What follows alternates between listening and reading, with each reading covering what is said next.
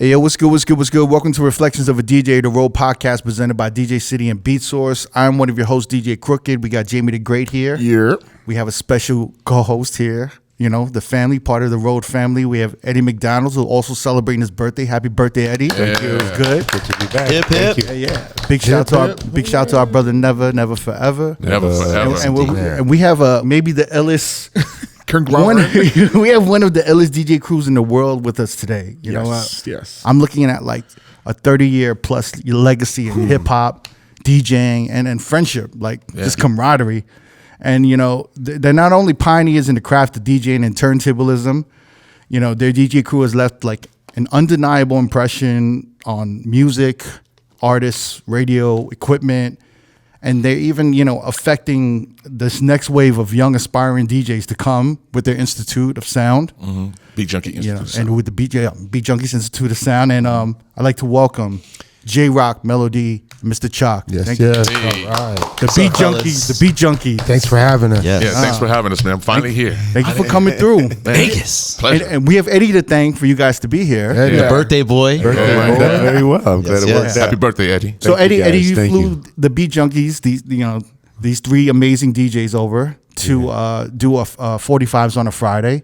Yeah. At On the Record, which was the Twitch stream that you used to do with DJ Never. Yeah. Yeah. And it was in honor of Never and for your birthday, and you got these three legends were in the building here in Vegas. They were on vinyl. Yeah, man. And I was with Pete Savoy, and we were watching J.Rocc, and Pete Savoy's like, yo, he's like, Jay got some 7 inches I never even knew existed. That's all I There was a lot of that last night. A lot of people running around. He's got this up 45. Yeah, even Sunil was like, I can't believe he's got this up 45. That's all I kept hearing. I can't believe he has this on 45. There was a lot of that last night. There was a lot of that last night. Yeah, me and Melo kept saying that to each other last night also, too. Like, you got this? Yeah.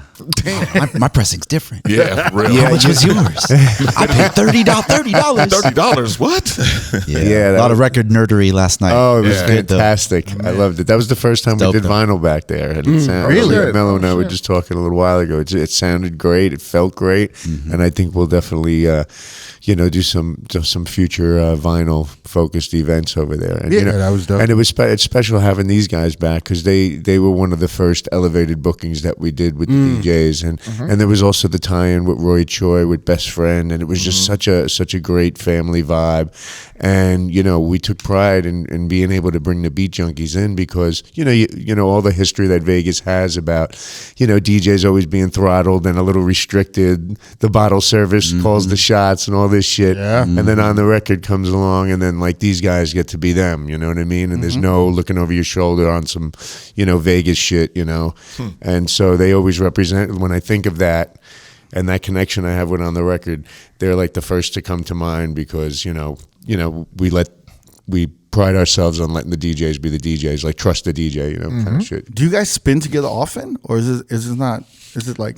Yeah, one pretty of those, often. Yeah, pretty often. We used to do a lot more back in the days when we first Of course. started, like in the 90s, of course. But like as we all grew up and got older, and everyone's doing their own individual thing, and because I was wondering because it's like you guys had all the records and you brought everything out, but I know there's been like this revival of vinyl. Like everyone wants to see and hear, DJs on vinyl, and I recently sold my vinyl. So wow. Oops, bro, you broke my... I know. I was contemplating our friendship after that. I'm like, I'm so far apart. Everyone was broke my heart Is last he night. okay? Is he going crazy? I'm like, I did it because I needed to make space for my niece. And all of everything. them you sold, or just all you? Like you kept the heaters. Nah, I don't have. I never had the attachment to records. That's on tight. vinyl. No, that's tight. I kind of see it like a vintage car collection. Like I want to go to my boy's vintage car collection and I want to see it. I want to ride in it, drive it, and I want them to talk about it. I want them to tell me like what new vintage cars they got.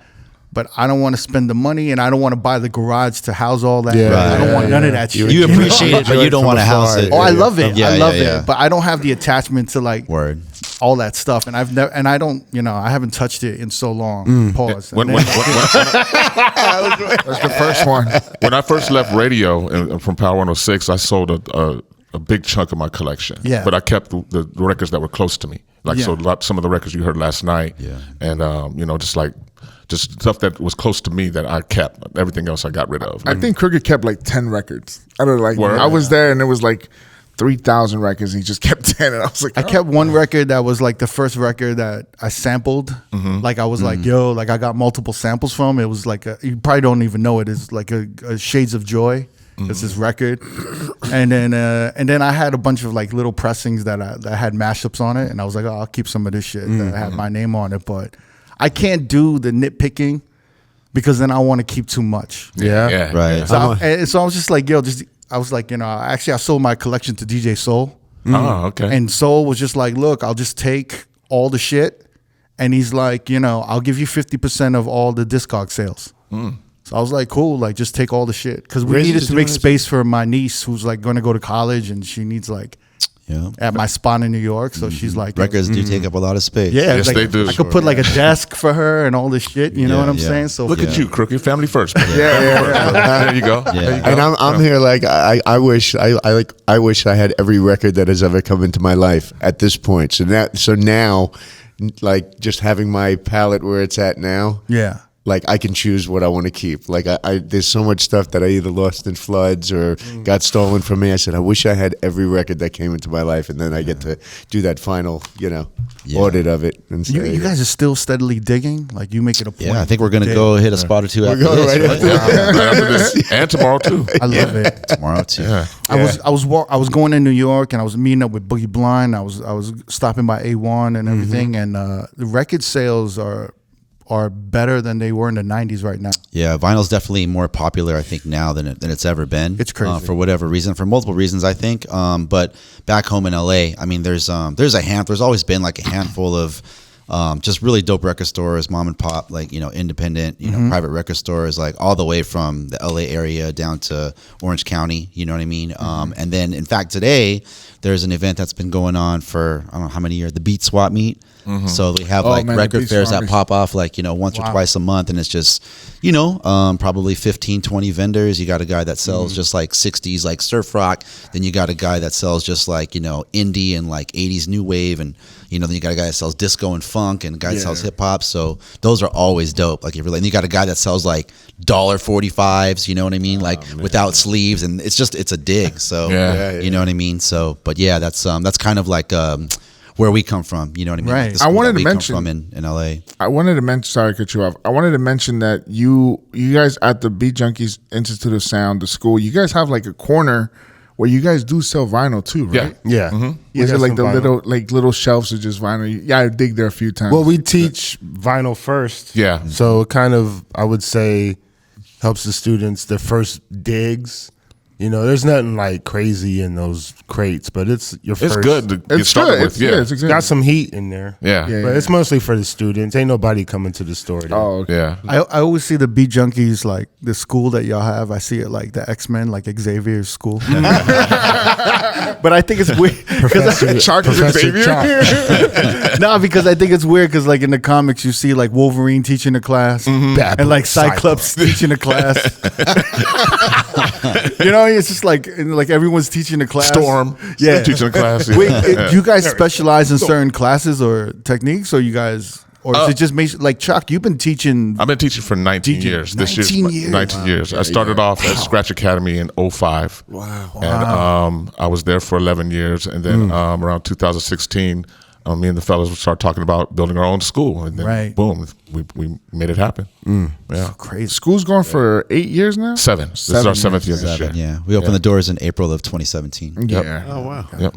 What's changed? Have you seen a lot change in the students and like?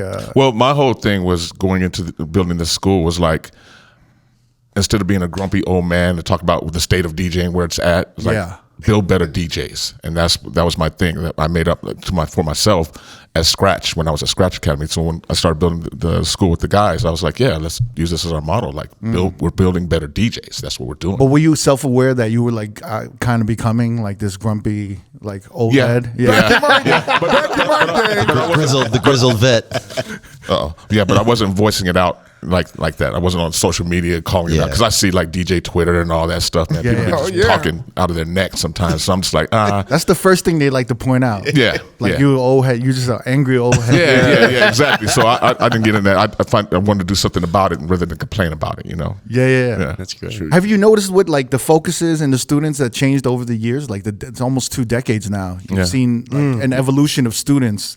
And what was their focus initially in the 2000s, the 2010s, and now to 2020? I think there's a lot of people that are curious about the art of DJing. And then once like controllers and everything started coming out, CDJs and stuff, like everyone, when they started DJing, they go right to that, the controllers, CDJs, but then they realize they don't have the motor skills to like do certain things outside of just like pushing a button. Right. So that's what I think is important about us teaching on vinyl first and then graduating to the digital Serato. Like we teach the way that we came up. We came up on vinyl first, and then when Serato came out, that's when we went to doing Serato. So we do the school the same way. You start off on vinyl, and then you graduate to the digital. Throughout all those years, you've seen that the most effective way still is starting on vinyl. Yes. Because when you learn on vinyl, it doesn't matter what type of software or hardware that you're working on.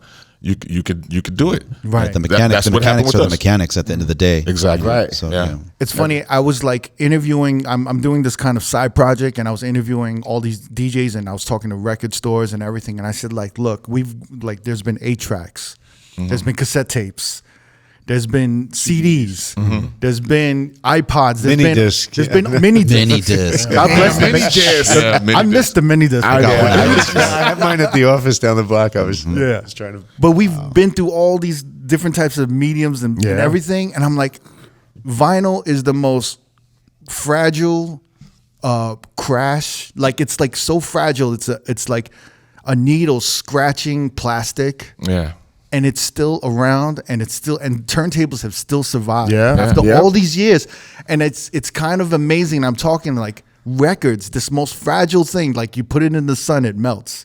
You know, it can crack. Yeah. You if you don't know how to use the needle, you fuck up a record. You scratch. I think your that record. adds to a lot of people's connection with vinyl, though, too. Even like as like working DJs and what we call working man's records, too. Like, you know, there's the collections that are pristine. All the spines on the shelf are just like unscathed. But then you have working man's records. But we still know, because records aren't cheap, especially now, that they have to be treated with a certain level of care that some other mediums, you don't really have to have that connection with it. So I think that adds something, maybe even subconsciously, for some collectors and some DJs. And that's the thing too, man. It's like we start off on vinyl, so you can go and, like I said earlier, you can DJ on any software or hardware. But if you start off on controllers or CDJs and trying to come back to do a vinyl set, you're not going to have that touch. It's all about that touch. You got to be able to, like, because records skip. Yeah. You know what I'm saying? If you got big, heavy rock hand from DJing on relative mode, you know what I'm saying? You got to know how to touch the record. Right. Yeah. Do you have some of the kids notice the difference in sound too when they're like working with sound vinyl quality? and they're like, oh, why does this sound different? Like it sounds better on like, is there a warmth? Yeah, they can tell. Analog is always better. They can tell. Yeah, they that's definitely so tell. crazy. Yeah, definitely can tell.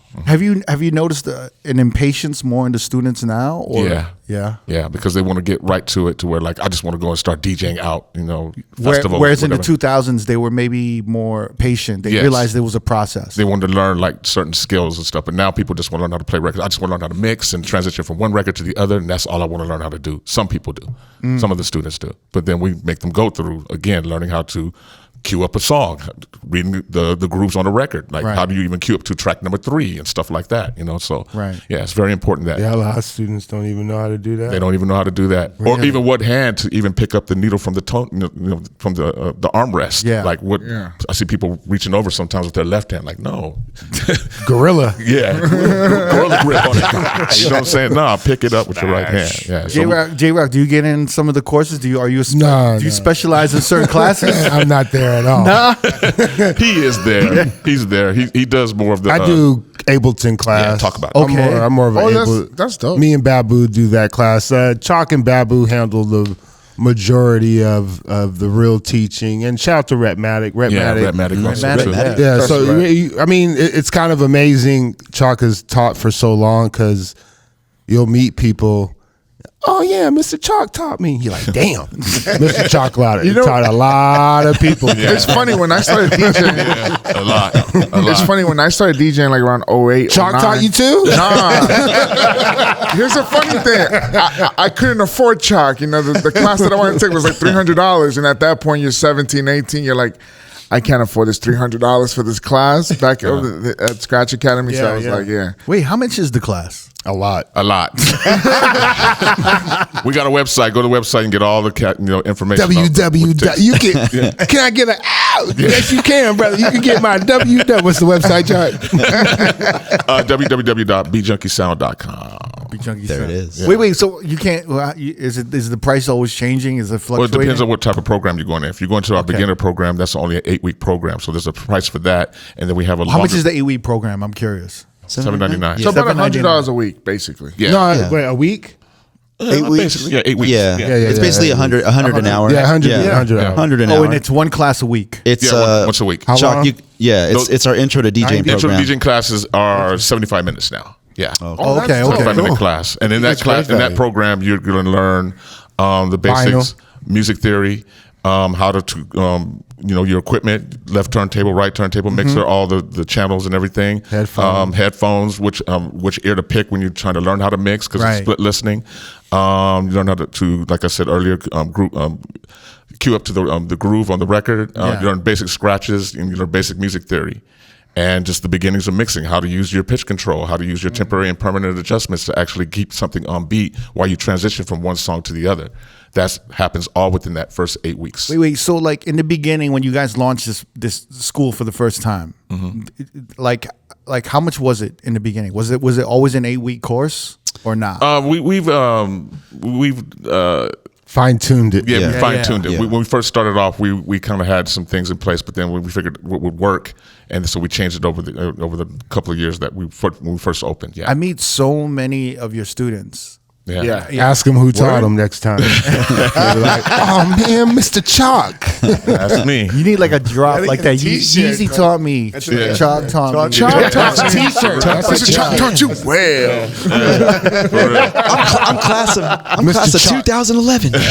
Mr. Choc changed my life. It's funny because when I first met Melo-D, I was like, yo, I love you and everything, but Mr. Choc is my favorite beat junkie. Yeah. Oh, and he was like, I'm not even going to take that personal. I was like, all right, whatever. We're still a crew. You can like whoever you want the most, brother. Yeah. It's like choosing your favorite Avenger. Like, I like Spider-Man a little bit more. Choosing your favorite X-Men. Yeah. I like Wolverine, but Storm's all right. But I also like one of the biggest asshole DJs that I know. He's like the most critical motherfuckers. He will shit on anything and everything.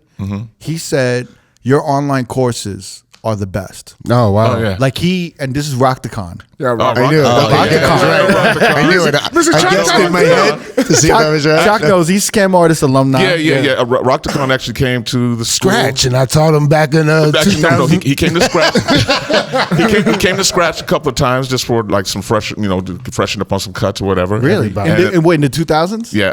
Oh shit! Yeah. In New York? No, in LA. Sorry. Yeah, he came by a couple of times. So yeah. Oh wow! Yeah, don't sleep. Choc do private lessons. I do it all. Yo, wait. So you do an online course of the school, but in a video version? It's different. Yeah. The online course is a lot different. On at the school, I think it's more focused. On the online, it's more. The school, there's a set of curriculum for the different courses. So the intro DJing course has a very detailed 8-week curriculum, and then our larger program, which is for students that wish to continue their DJ journey. We have the foundation program, which is a 6-month program. No, that's a deeper. That's 10 months. Oh, 10 months. Yes, I'm sorry, I thought 10-month we condensed program. it. But that's a much deeper dive into more of a commitment the art also of DJing. Too.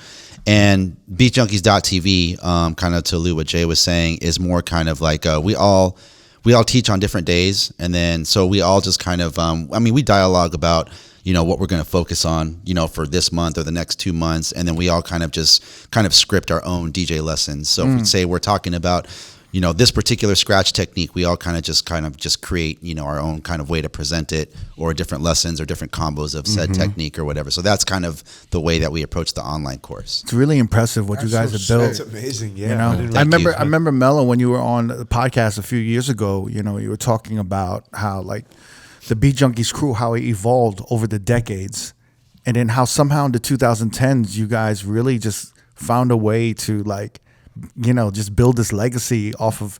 You guys didn't realize what you guys built almost to a certain extent, right? Just keep your head down and keep on doing what working. you're doing. Yeah. Keep working. But I think there's sometimes like we do things for so long and we lose. Yeah. We forget how we impacted the world because maybe a few years pass and, you know, the highs start dying down a little bit, and then you forget like what the impact was.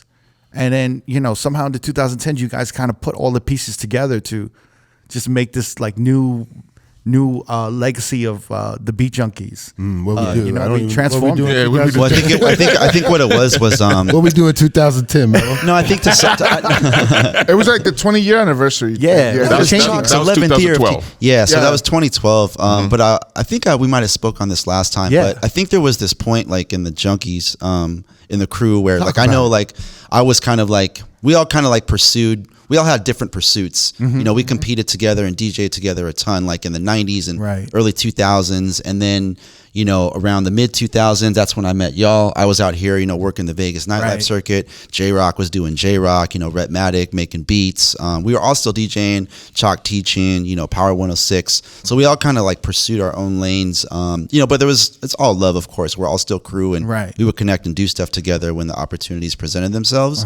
And then in 2012, we celebrated our 20-year anniversary. And that was kind of, I don't know if that was like a turning point for us, but it was kind of like, you know, we did spend a lot of time together, like rehearsing, and it was just a good time for us to kind of just regroup, and through that, like, you know, just we just some rebuilding, you know what I mean, internally, and then discussing like the future. And so maybe in a sense it was kind of the catalyst, because that's where we started the music service, and then the school, and and ever since then it's just kind of been on, and we've been like, you know, doing more stuff together. Sometimes it's 3 of us, sometimes it's J.Rocc and Babu, sometimes it's 4 of us, or sometimes it's Choc and, you know, Shortcut, or you know what I mean. But I heard you're even expanding. You're opening like a bagel shop and a yoga studio, Beat Junkies or something like that. You're expanding to like everything. The meat junkies. Gym. The meat junkies. Yo, pause. Super pause. No pause. No pause. Pause. Don't do that. And this all kind of started with J.Rocc though. Somewhat in the 90s. Yeah, it definitely did. It This is the man right here. Definitely did. I like how humble he is. He's just like, yeah. Extremely humble. yeah, J.Rocc, you seem to be the catalyst, right? That forms a lot of groups. The architect. I'm down with a lot of people. I definitely am. From the Beat Junkies to J-Lib and everything. It's like, you know, I think it's really impressive. And I was a big fan of you from, I grew up in New York. Okay. So I've been a big fan of you. It's hard to break New York, baby. I know it is. Everybody says that shit, right? It's real though. It's real. You know, I'm actually born in Connecticut. In so Connecticut. I'm a little. Okay. I hear a little East Coast. Got a little I East hear a Coast, little but East I'm Coast. not. I'm definitely Cali guy. Yeah. He's LA all day. LA all day, all baby. day. See ya. Man, we Sorry, all Connecticut. day. We lost a good one. We lost a good one, man. I get a good one. You lost him. I got him. I lost a good one. Yeah. Eddie, we lost a good one. No, but I mean, I used to go to Fat Beats. Okay. And I think some of my top mixtapes in rotation were obviously the Kid Capri. 52 beats. Ooh, that was legendary. You know what I'm saying? All the classic shit. You know, the DJ Riz live from Brooklyn. And then like, yo, I haven't. Look at you. I dig this out. Pause. This is so cute. This is my mixtape CD baby. book. Wow. Okay. This is an artifact. Wait. This is an artifact. This is some real shit. Because I literally you don't know. I literally told him, I said, yo, like I just remembered it before we recorded. I said, yo, I think I might have a CD book with my mixtapes. Okay. And the first page is 2 J.Rocc mixtapes. Yeah. Drums and Sex Machine. Okay. Yeah. All right. Right with Kid Capri. Ooh, that Kid Capri is dangerous. You're in the front. You're on the front page. You're on the front page. Front page. Prestige condition. Too. I had these in rotation, Man. like so much when I was growing up. No respect for Because that, it was so like I love the Riz Live from Brooklyn. Yeah. I love that one. And this was and your style of DJing was completely different from Riz. Riz was very East Coast and energy based, but it was like, you know, he was running through the classics. And you had this very kind of more subtle, I would say like musical way of shifting and letting things sink a little. Yeah. And stay. And then the way you approach the scratches were very kind of like jazz. It was like how like a jazz musician would approach. Oh man, thank Like a you. trumpet You know, player. so like I would listen and I would study the samples and Tight, yeah. You know, but like I mean these were Man, in honored, steady man. rotation. I would never We thought, still got brother. the covers. you Look know, at the covers. yeah. I would never I got him here. This is like when the kid meets he Derek don't like Jeter and J.Rocc. he's like, "Yo, can you sign my rookie card?" Man, I definitely. I know, I'm but super honored, man. 100%. No, I watch for your real. guys' podcast, and I would never have imagined, man. No, I never knew you were a beat junkie till I literally moved to Vegas and everyone on the West Bro, Coast. this is Beat Junkies right I know, here. but I was just like, you know. Damn, I thought I put Beat Junkies on this. It's like the biggest logo. But yo, like, you know, it never clicked to me. You know never what I'm saying? thought about it. I I thought get that what was you maybe mean. like a label or like, you know, sponsorship, or the Oh, he's down with the record label. Because I moved to Vegas and everyone's like, Beat Junkies, Beat. And I would go to LA, Beat Junkies. I'm like, yeah, what the fuck is this? And then they would, and I was like, oh, J.Rocc. Oh, I know J.Rocc. Yeah, I'm like, oh shit, The rapper. Yeah. For Watts. I have a quick story about the 52 beats from Kid Capri, though. Yeah. Man, come on, we talking about me right now. Choc, you got your shine. Let me get mine. No, the reason why I wanted to say that about the 52 beats is because that's a mix that we have our students listen to when we introduce the breakbeat level in our foundation program. So that's one of the mixes that we have them listen to because of how Kid Capri just ran through those breaks and was killing it. So just so that they can get familiar with it. Also, there's still even a history lesson between all the lessons. Oh yeah, you guys- we give like little history shit. lessons also Yeah, too. Yeah, where things come from, all that. Yeah, we break down the DJing. Yeah. You're just not coming just to learn how to DJ. You got to learn the history. You got to know about your flashes. You got to know about your theater. Yep. Premiere. You got to know about your house Jeff. DJs. You got to know about the Ron Hardys. You got to know Joe Cooley. Joe Coolies. You got to know about. We teach you about a little bit of everything. Yeah. Definitely at the school. But back to the J.Rocc. Yo, it's No, crazy that's though. a I went to your Mixcloud. Oh, okay. And then you know, I'm gonna tell like anybody who wants like the most. I've never seen this. I haven't said this word in a while. But if you want to see the most Cock Diesel collection of mixes, Cock Diesel. Pause. Hold on, brother.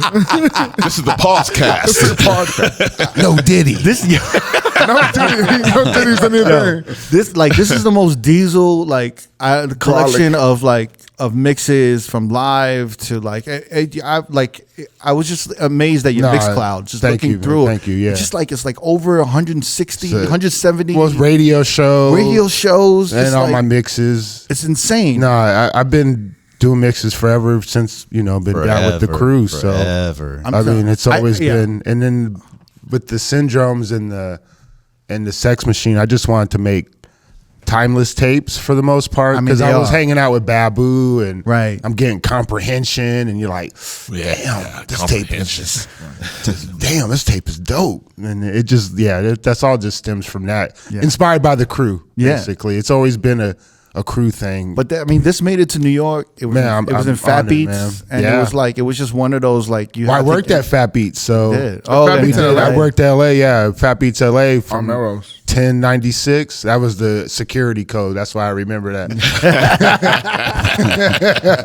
But yeah, Babu was the general manager when we first opened, and shout out to CeeLo's at the school. Another guy named Marvski. But yeah, I used to work at Fat Beat. Shout out to Joe, DJ Jab over there, and Eclipse. So those are all family. I worked at Fat Beats, so I had the little inside track. And actually, Fat Beats has been very, very, very supportive with every mix, anything I want to do, even like the 45 edits I do. I can just go to Fat Beats and be like, yo, I want to put this out. And they'd be like, okay, cool. Wow. Yeah. So like, I love Fat Beats for that, man. I mean, they were so instrumental in the '90s for just pushing that independent market. Without them, I don't think we just had Eclipse on and with Riz. No, I don't think it'd be what it is with a lot of this stuff, man. Because even Stretch and Bob, they wouldn't even have as much stuff to play. Because that era of 95, 96 New York, I just remember going out there and you just turn on the radio and you hear Daytona 500 for the first. Then you just like, oh man! New York has always been the spot to record the radio shows to me, like as growing up, Red Alert, Chuck Chill Out, and old Flex. Yeah, Flex shit. When Flex was blowing up the Black Moons and the like that era, like there's a lot of New York era radio shows that were just so amazing. Yeah, I'm kind of like, I'm amazed that some of like those tapes would make it to LA. Man, they were gold. It's just like, it's kind of funny because I don't think LA tapes made it to New York. Like I don't hear too many New York DJs go, oh man, that K-Day Mixmaster, Tony G, or you don't really hear that. The New York tapes definitely made it to LA just because New York's the mecca of hip hop.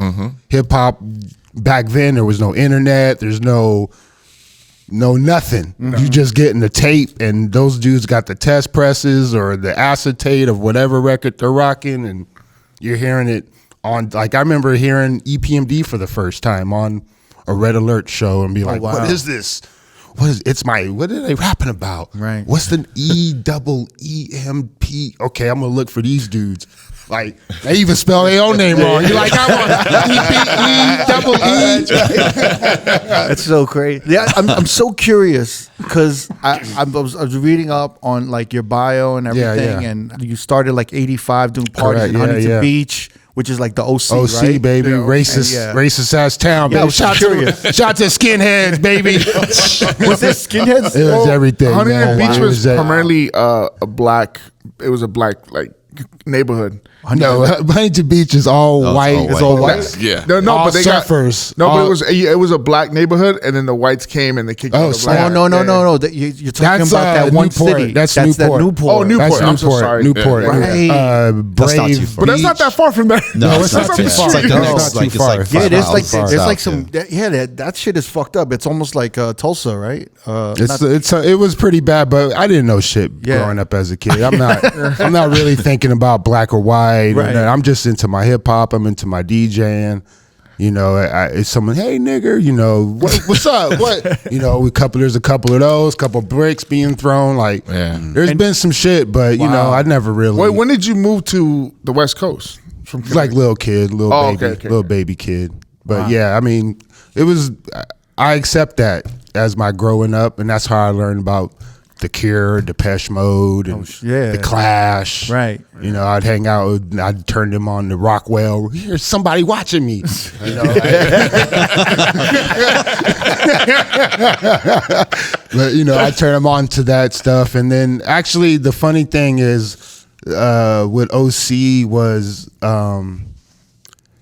it was dope because a lot of the LA dudes would come down and that would influence a lot of OC, so we the Joe Coolies and all them cats would come down, and I think everyone created their own style. Like Melo got his own Cerrito style, Choc got his own Bakersfield style. I got my own OC style. Wait, can we break this shit down a little bit? Because like for me, he's a New Yorker, so I'm from New York. Well, like, okay. So I'm very curious about LA. So when you say these things, I kind of envision Brooklyn, Harlem. Yeah. So okay, LA, the Bronx. LA is the Bronx. Right. LA is 100% the Bronx. Okay. That's like everything's popping off, and then that's the heart, right? That's the heart. You go to OC, and you're like.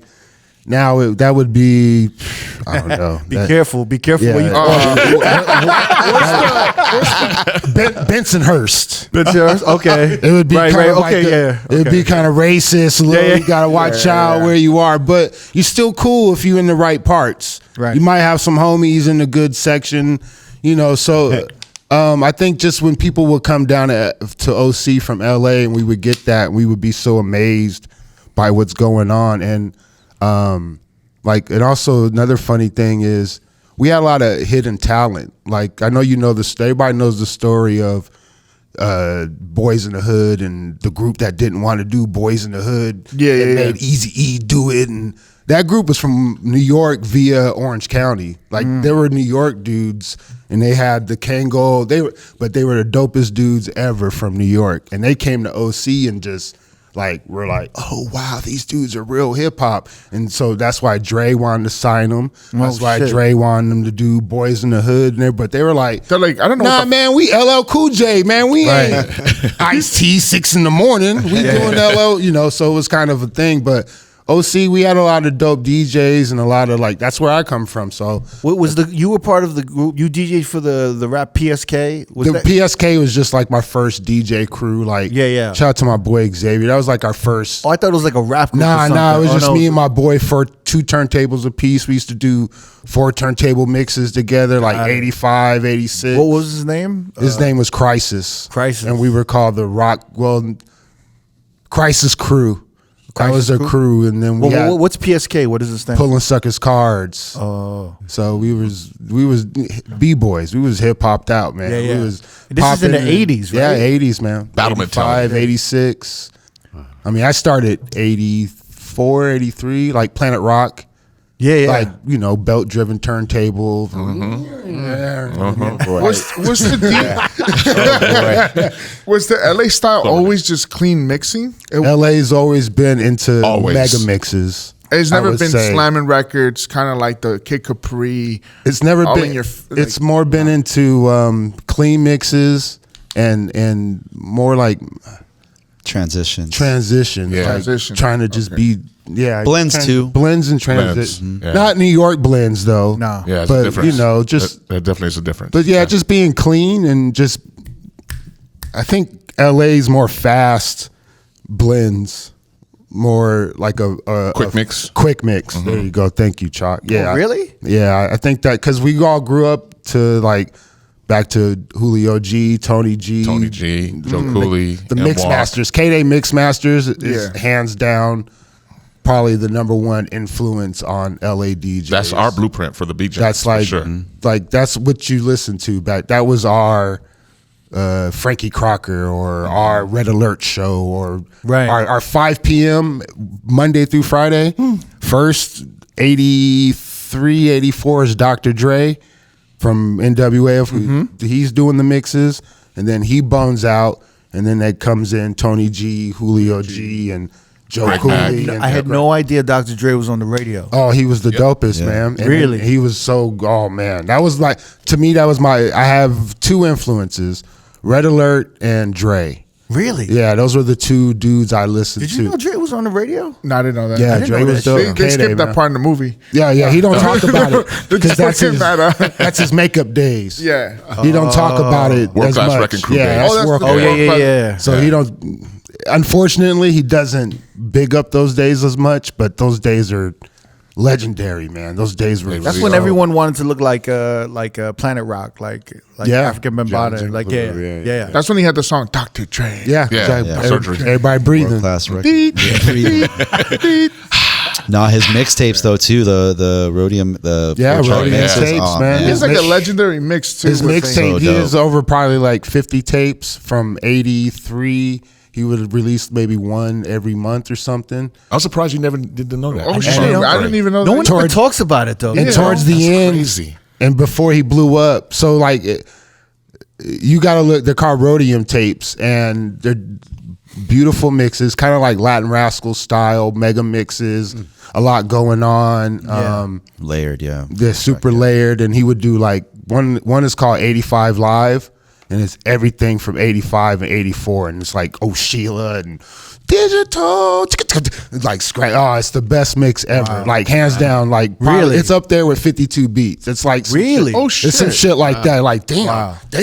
Yeah. shit going panning. Yeah. It's crazy. But then later he would get Ice Cube, Eazy-E. He would get those guys to do the intros, kind of like a 50 Cent mixtape. Right. So he would get those dudes, hey man, do Mega Blast, Public Enemy right now, but talk about me, Dr. Dre. Okay. Oh, please, just give me just one more tape. Oh, please, if they would just switch the lyrics for a lot of stuff. It's almost like the beginning of a mix show when they would get like a rapper to like rap the intro for the DJ's mix show. And this is all pre NWA, so you're hearing that's insane. The build up of like and he stopped right when Boys in the Hood, and he did one more tape, and it was just Dope Man, Boys in the Hood, 8 Ball. He's like, I'm gonna play all my shit on this one, brother. Did you guys go to that one club that he used to DJ at? I think it was Lonzo's Club. Nah, man, we were little. I was a little baby. Oh, too young. Okay, I'm too young, man. Too young for the club. Yeah, that was 80. That's like 82, 83. Yeah. That's way too young. You see, but then like my impression of Dr. Dre, I always just see him as that producer. Yeah. But like now that you explained it, he's almost like more of a hometown hero because he was just so close. Because when you're on radio, you're very close to the people. And you're almost tangible, right? Because everyone's listening to you every week or every day. You're right, yeah. Oh, those are definitely celebrities, dude. When you see Mr. Choc, Felly Fel, Big Boy, like to me, those guys were like 100% superstars. Baker Boys. But like when you become an artist or a producer, there's kind of a mystery and there's a disconnect a little bit more sometimes. But when you're on the radio, you're very much a part of the people. You're the voice of the people. Theo. And I didn't realize that. Yep. Oh, Theo, the sexy Japanese. Yeah. Everybody thought he was black. Yeah, everybody thought he was black. Oh, wait a minute. When's Theo gonna show up? He's right there. You know? wait. We got to talk about this because I don't think motherfuckers know about this. And I heard about it in New York. And he had this deep voice. He was on the radio in L.A. Yep. And everyone thought he was like... Well, he came from the Bay. He came from the Bay. And he came from the Bay, came down to L.A. And the funny thing is, he used to do remixes. He's on like an In Vogue remix. There's like a Theo In Vogue remix. Like he was blowing up for a minute. He's on Waiting to Exhale. He's the voice of the radio on... the beginning. Hey, this is Theo. That's right. Wow, you got a great memory, Jay. I forgot all about that. But he was dope. Like he had Quick on all the time. He had the Dog Pound on all. And you just, and like you're saying, he's a part of everyone. The radio DJ is a part of everyone's life. You're turning, especially back then, you're turning it on at 4 o'clock. You're in your car. You're at your home. So I think people just heard that voice, and he was just you don't see people. You have a face for radio, you know. Like you don't see the dude, and then. They do like events or something? They do Concert, an event. Summer Jam. Like, what? When he came out. People start fading. Where's Theo? That's Theo? What? Theo wasn't Michael Jackson. Wait, so they're like Theo's coming on stage and they see like a Japanese guy walk up and everyone's confused? Melo worked at the station at the time. Yeah. I remember that was... it was a trip for me because I always thought he was black too. And then when I met him for the first time, I was like, whoa, he's Asian, you know what I mean? But yeah, I mean, to kind of what Jay was saying, like just, you know, this is pre-internet, so you're just listening. You know what I mean? So you're just hearing like this voice. And he had, I mean, to be fair, he had a great voice for radio and very well spoken. Just you know, well connected with the community and the artists, which was huge. Yeah, that like Boys to Men, that dude from Boys to Men. Yeah, that voice. Don't cry, baby. Baritone. Yeah. Deep voice. Yeah. Yeah, that end of the road, like that. The speech at the end. Speech at the end of the road. Look here, girl. Say, come back. Please come back. I know we're going through some tough times. Wait, so when all the females realized he was Japanese, did it enhance the attraction, or was it like, oh, is that weird? No, I think it caught a few people off guard. You know what I mean? But at the same time, like I mean, it didn't take away from his talent. Yeah, no color lines, and he was breaking a lot of music. He had a huge time slot, you know, and at the time, this is like mid 90s. He was huge. Power 106 was kind of like the leading radio station in LA for years. Yeah. And then the Beat, which is the station that I was at with Theo and Julio G, slowly started to kind of climb up through the ranks, you know what I mean? And really just kind of dialed in their sound as far as like really catering to like the hip hop and R&B, like, you know, listeners in Los Angeles. And so, you know, that coupled with having, you know, voices like Theo and Julio G and just all these great personalities really just kind of helped catapult that station to where it was. And I think for a point for like a good year, I think we actually surpassed Power 106 in like 97, like for the ratings, which was huge. I remember like, oh, that was a big day. They pulled up with limos, took us all out to lunch. Really? That was a huge. Oh, they were so excited. Large? Yeah. That'll never happen again. Never happen. No, not in radio. Well, that was I call that like the golden era for LA radio. Those were special times. And I mean, even like on the DJ side, I mean, these guys can speak to it too, but now there's like a very, very like kind of compartmentalized format for radio DJing. It's obviously Serato, but this is again the era of vinyl, pre-Serato. So we're literally walking to the radio station with a bag of records and DJing. You still had a format you had to kind of follow. You know what I'm saying? You had to kind of stick to the hits, but there was always room for you to kind of like sneak in a Slum Village or a Fat Beats record, a gimme, you know what I mean? And it's funny because for me personally, like when I, run into DJs from time to time and, I used to listen to you. Lauren A. They don't remember me playing Biggie Hypnotize or two. They remember me playing these kind of like, these records. Yeah, the R&B records that I just, independent. That. Yeah, the independent records that, Quasimodo and Slum Village and, the Most Defs and, you know what I mean? Stuff that you wouldn't expect to hear like primetime LA radio at like 6 p.m. on a Wednesday night. You know what I'm saying? So it's so incredible to me. Like I meet I encounter LA DJs and Cali DJs all the time. And I don't think you guys realize, Choc and Melo, I don't think you guys realize how much you influence the style of DJs. Like you were saying earlier, just forget about it. It's in the back of my mind because I'm pushing forward trying to do something else. Usually like in New York, there was a separation of radio and club a little bit. Like there was a club style and then there was the radio style. But in LA, the radio DJs like had set such a high standard that you forced all these DJs to be more technically advanced and to be like even sharper because they're like, yo, Melo's smooth as fuck. His cuts is always on point.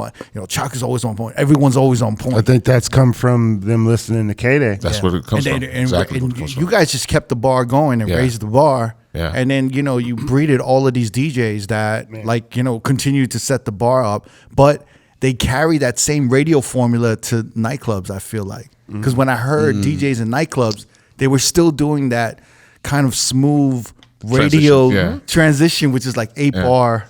8-bar out. Because when I, like J.Rocc, you were talking about like the West Coast Cali style. When I think of the West Coast Cali style, I think of a song ending, and then on the last line of the hook, like a LA DJ would be transforming the last line of the hook into the next 8-bar intro of the next song. Right. So it was like, and then that would be the formula.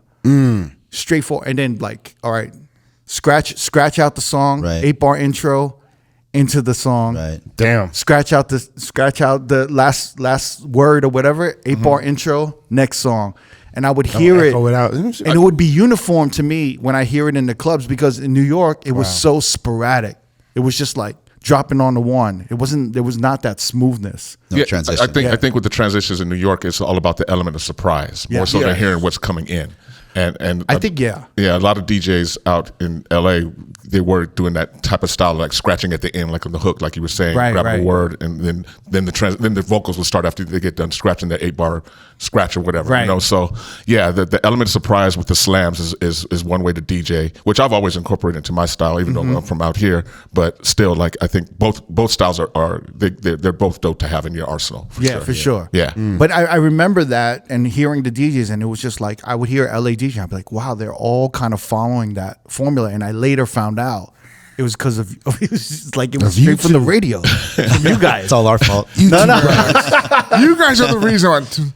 Yeah. No, I think for us DJs, in LA, I think the difference between LA radio and New York radio is that in LA, we always worked alongside an air personality. So they were the ones that were, taking the lead as far as like, the vocal part of it. So we were just focused on strictly mixing, you know what I mean? So I know for me personally, like it was always, at least for the first year, like in the background, but damn, there's like 1 million people listening to me right now. I better come correct. You know what I mean? So sometimes records would skip and whatever, but like it was always very important to me. And even working with, shout out to Mariama and Michelle S, program directors, music directors, but they weren't, you know, they kind of, with me personally, they never really like, you know, laid the hammer down, but they let it be known that, you know, yeah, you have a wide, you know, audience listening to you. You know, be mindful of the format of the records you're playing, but also technically how you sound. You know what I mean? Because they never dropped any names or anything, but, you know, they let it be known that there had been DJs in the past where they basically let it be known that they could tell the difference between a good DJ and a not so capable DJ. Right, yeah. You know what I mean? So that always kind of resonated with me too. So that was even like kind of, okay, really help it sink in that like I need to just sound clean. You know what I mean? Yeah. But I mean, to your point, I think like with the clubs, like the New York style, that's definitely something that we always did over the years too, but I think that's more like record dependent, right? Like when you have something that like sounds good or something that's like instantly recognizable, you're kind of going for that reaction. It's more impactful that way. So, but yeah, I think like, I mean, like for me, like Biggie Hypnotize. Like, oh yeah, that's like a drop on the one. I would drop it. Like you would always like you have to drop that on the one. But when I came to Cali, it was one of the first times I heard an 8-bar intro. Hypnotize. And I was where the vocals? Vocals not coming in yet. Where they at? But I would hear, I was like, wow, they got an 8-bar intro of that shit. And I was like, I didn't know they made that shit. I didn't know they had one. Yeah, I didn't know. Yeah, and then I heard like another 8-bar intro to like, I think it was I Just Want to Love You, Jay-Z, right? Is that the name of the song? Yeah. I just want to, And that's one where you can kind of drop it on the one. Right. Yeah. And then I'm like, I'm like, damn, they got an 8-bar intro there too. I also, Ones you don't need. I think also that is a part of just West Coast culture as far as us buying doubles of everything. Yeah. And then always wanting to mix. We were kind of, I know I was kind of taught to mix the vocal and then mix the instrumental instrumental on the other turntable, and then go, because that's how I would like make something like a Planet Rock or When I Hear Music or something like that. Like I would always mix the instrumental first and then go into the vocal of the song after that. So we teach that also too at the school. Like the same way when they first get their records to start mixing, they get 2 copies. We tell the history like Jay just did right now about buying 2 copies and having the instrumental and the vocal. So you have to mix from one song that on the chorus, go into the instrumental, and then from that instrumental you go into the vocal. So yeah, I mean, it honestly is the best way to learn how to DJ, kind of, because then you're learning how the beat works. And you're slowly understanding how some beats don't match with other beats. You know, like the kicks hit different, the snares hit different. You know, and then you're like, well, how am I going to bring? Now that I got the instrumental playing, how do I bring the song vocal, from the one? Yeah. And then once you get that one going, how do I flip the track, go back and double up, or if I have to do? But I mean, they did that in New York too as well, but they didn't do it. I don't think they did it that style. That was the radio style in New York. And then in the club they would do something completely different. Bass drop. Bass drop. Because again, it's about that energy. It's the element of surprise. You slamming into the record more so than just transitioning a nice 8-bar transition into a song. And to me, in my head, I always thought it was like, you know, because like when I think of like the South, I'm like, oh, they got the chopped and screwed. That's their shit. They want to hear shit chopped and screwed. And I always thought Cali is so laid back. They don't want that New York rah-rah style of DJing. They want something like laid Cali back, smooth, like, you know, like. We'll take them both. Do you guys teach both styles at the school? Yeah.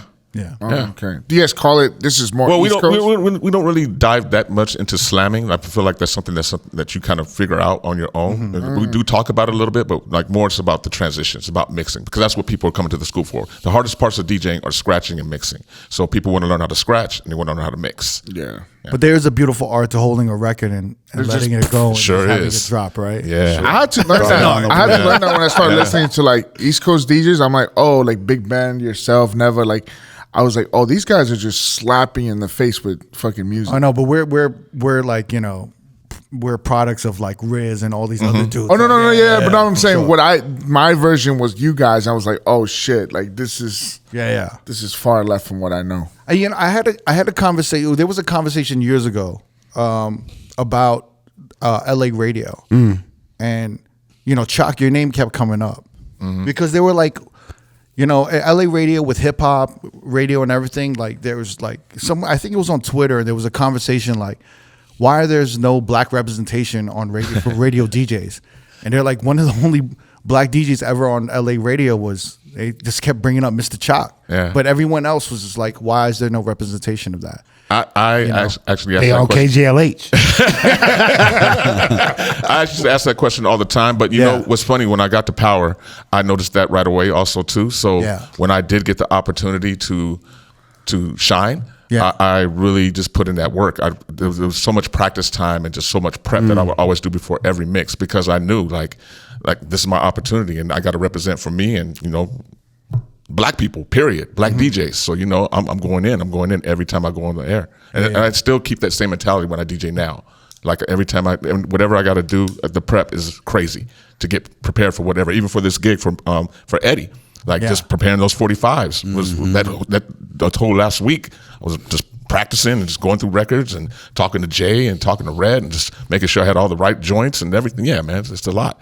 You know, I was actually curious to ask you guys about preparation, because like, you know, 30 plus years in the game, like preparation changes, or like, you know, actually you kind of set the same routines, except, you know, you change it up a little. Like even to this day, I'm constantly changing them and I still haven't figured out the like 100% best way to navigate through them all. And I'm constantly changing, switching them up and doing that. And I was just curious with you guys, with the preparations that I can even imagine setting up vinyl. Like the capacity in my head couldn't handle like vinyl right now. Yeah, but I'm kind of curious how each of you prepare for DJ sets now and how different it was before. Like, you know, like you just said.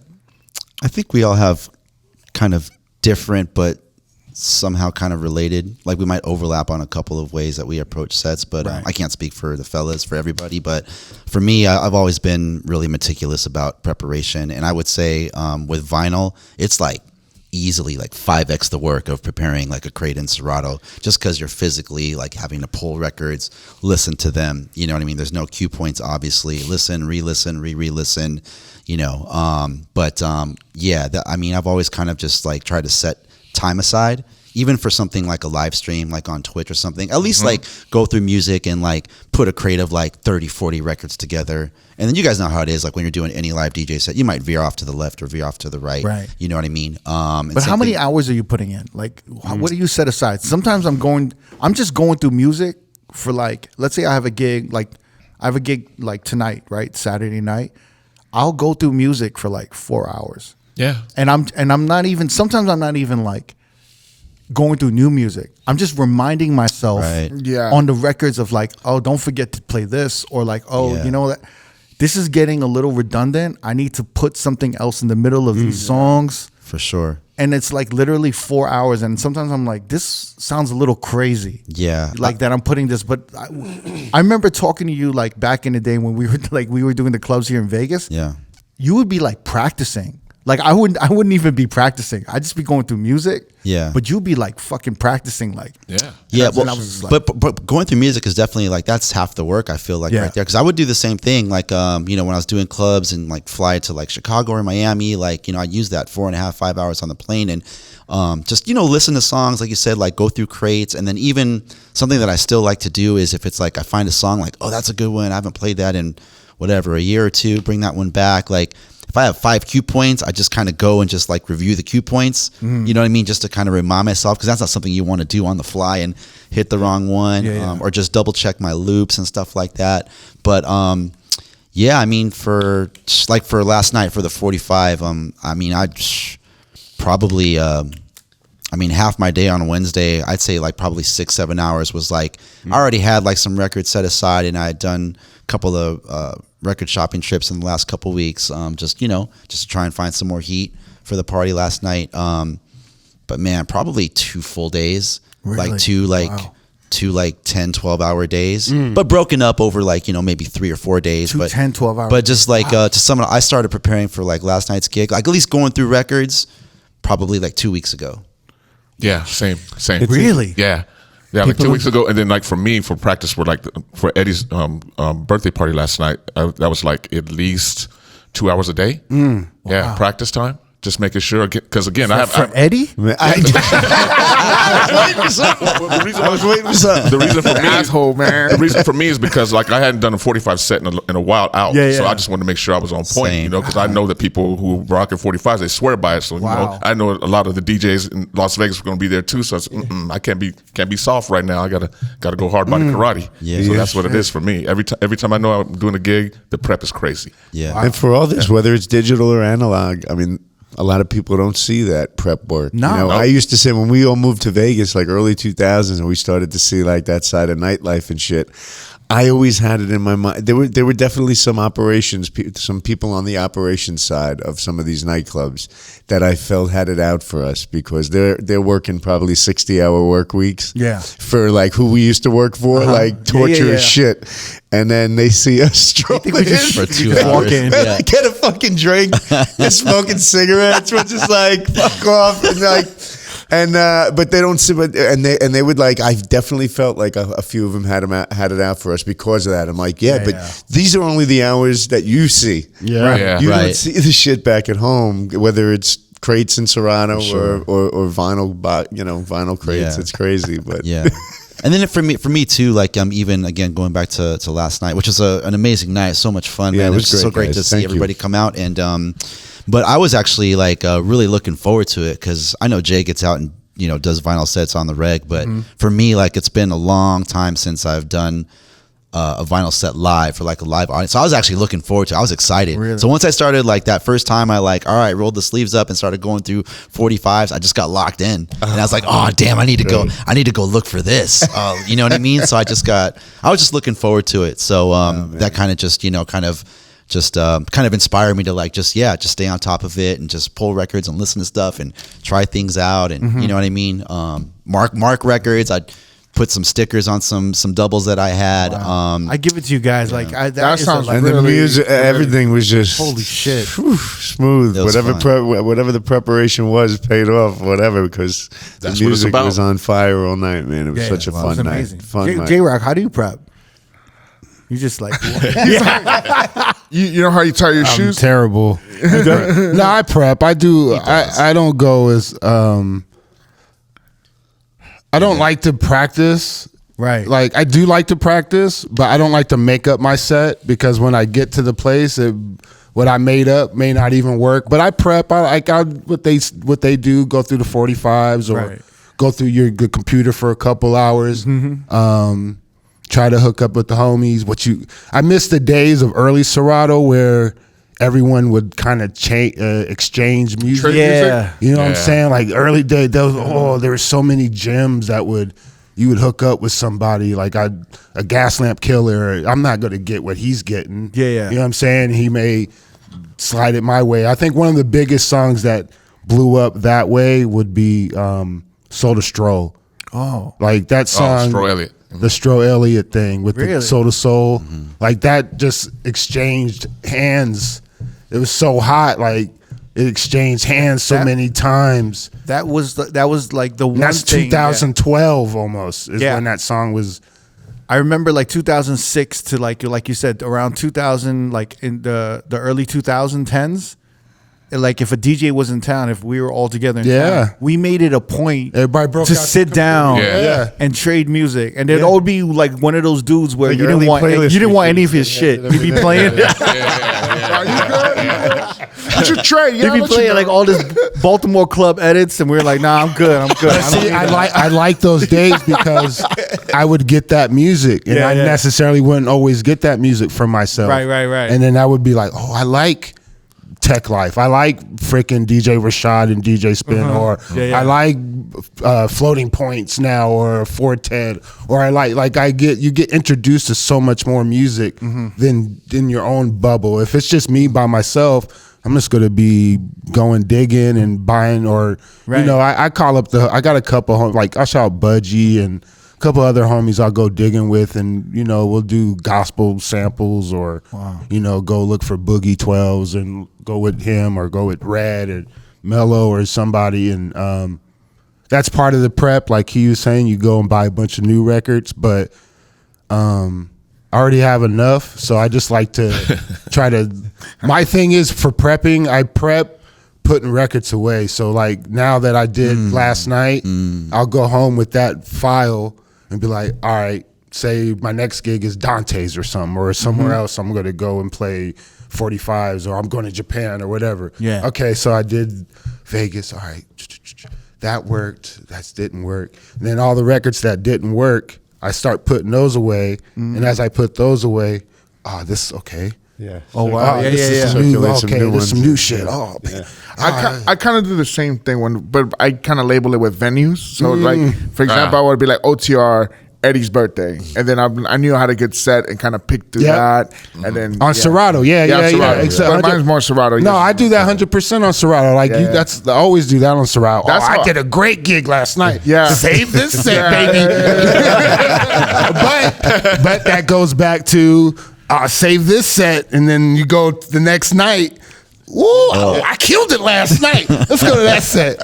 Oh, this shit ain't working tonight. I had to keep words and be like, heat set. I'm like, that was a good set. I go back to it. I'm like, maybe it wasn't that cool. Like, maybe it was hitting that day, but yeah. I never did the crates for the venues thing. I never did it. No, I just do it just to remember. Like, oh shit, that was a cool set I did because I do some of the venues so much that I'm like, okay, you don't want to this is the blueprint of what I played and what they liked. And then I'd be like, oh, if it worked here, it could probably work here. So if I do something at Alibi, it might work at Gatsby. If I do something at Best Friend, it might work at another restaurant. I'd be like, okay. But it's kind of easier when people were like, well, you know the stuff you were doing at Best Friend? Just do it here. And I'm like, okay, that sounds easy to do. But so most of the time when I would look at like my history, I'd even be like, well, how did I get there? Yeah. But you would, and just in my head, I'm like, why the fuck did I play this song into like B-52's Love Shack? Like, how did I get to Love Shack? Yeah. But when I think back, I'm like, wow, the energy of the crowd just made it sound It made sense right. at the time. Yeah. That was the bachelorette party of the $100 bill. Yeah. I don't know. Like, if something was going on, I was like, boom. Love Shack would kill right now, and I put it on, and then when I look at it, I'm like, yo, this is like, I would actually get anxiety because I would think, I'm like, why the fuck did I play all these? And then I don't want to look at that shit. I'd be like, no, I don't want to see what other crazy shit I played. Yeah. This is like, there's another reason when you guys are talking about your prep.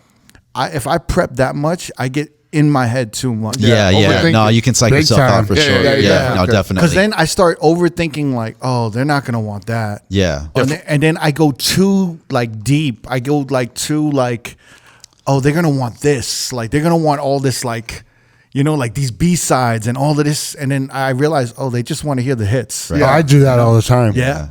Yeah, read the crowd before you even know what the crowd is. That's the problem. Yeah, so I just try to familiarize myself with all the music, so like I could just jump around, and I just remember like, oh shit, if they're feeling 80s, I could go here, and then I could just mess with this, but then I could go split around that. But it's just about, as I'm getting older, like I just don't fucking remember everything. Like, so I have to like organize my crates so I can remember all that shit. It's always a prep. Like I prep my starting point, like maybe my first 5 or 6 records, and then I read the crowd and see where they're at. Like okay, and I always try to surround my crate, the main crate that I'm working out of, with crates that I know that will work.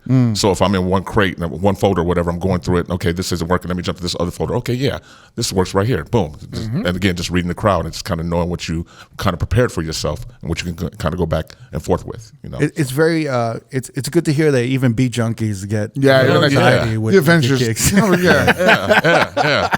We're human. The thing is, though, too, I think for us, and I was telling somebody this last night, I forgot who I was telling this to, we care about how we sound still. Yeah. You know what I'm saying? Like we're not, like the skills that we worked hard to get, we're not trying to let those go, even though we're getting older, but you know, we still care about how we sound. I think that's important as a DJ. Are there any like people that could be in a room that would get you really nervous? Like any older DJs or like younger? Like or if anybody? Jazzy Jeff walks in, or I mean, Dr. Dre for J.Rocc. Many more for me. Like for me, it's these guys. I just dap them up. Yeah. I give props and love to everybody, but you know, like for me, like if I'm DJing somewhere and I know like my brothers ain't coming through, and then they just pop up, then that's I get a little nervous. Is it because you guys hold each other at a certain sound? Like you gotta sound, you're representing this brand, our brand. And I just don't want them ever saying like, man, Choc is always on, but he wasn't on tonight. I don't want them thinking that or saying that. You know what I'm saying? Like I'm trying to impress them when they walk in the building. You know, all the time. Is it also they know all your tricks and everything, all your mixes, so that if you do it again, they're like, oh, he's doing it. He doing that shit again. There goes the B-52s again, Choc. Yo, remember he was in this shit in '97. He's still doing it. He's been doing this shit for 20 years. But for me, it's the Wu-Tang mentality. Remember, there's a part where I think I forget what movie it is or whatever, but Method Man says that like he's always trying to impress his brothers. He's always like whenever they come around, he's always got a new rhyme on deck ready to spit so they can hear where he's at right now. And that's the same thing with me with these guys always. I always try, like whenever I go to a spot and I know my boy or like a DJ's spinning, I always like try to hang back for like 15, 20 minutes. Because I do feel like sometimes if me or some other DJs walk in, we affect. Oh like, yeah, totally. 100%. You know what I'm saying? Yeah. What's up, man?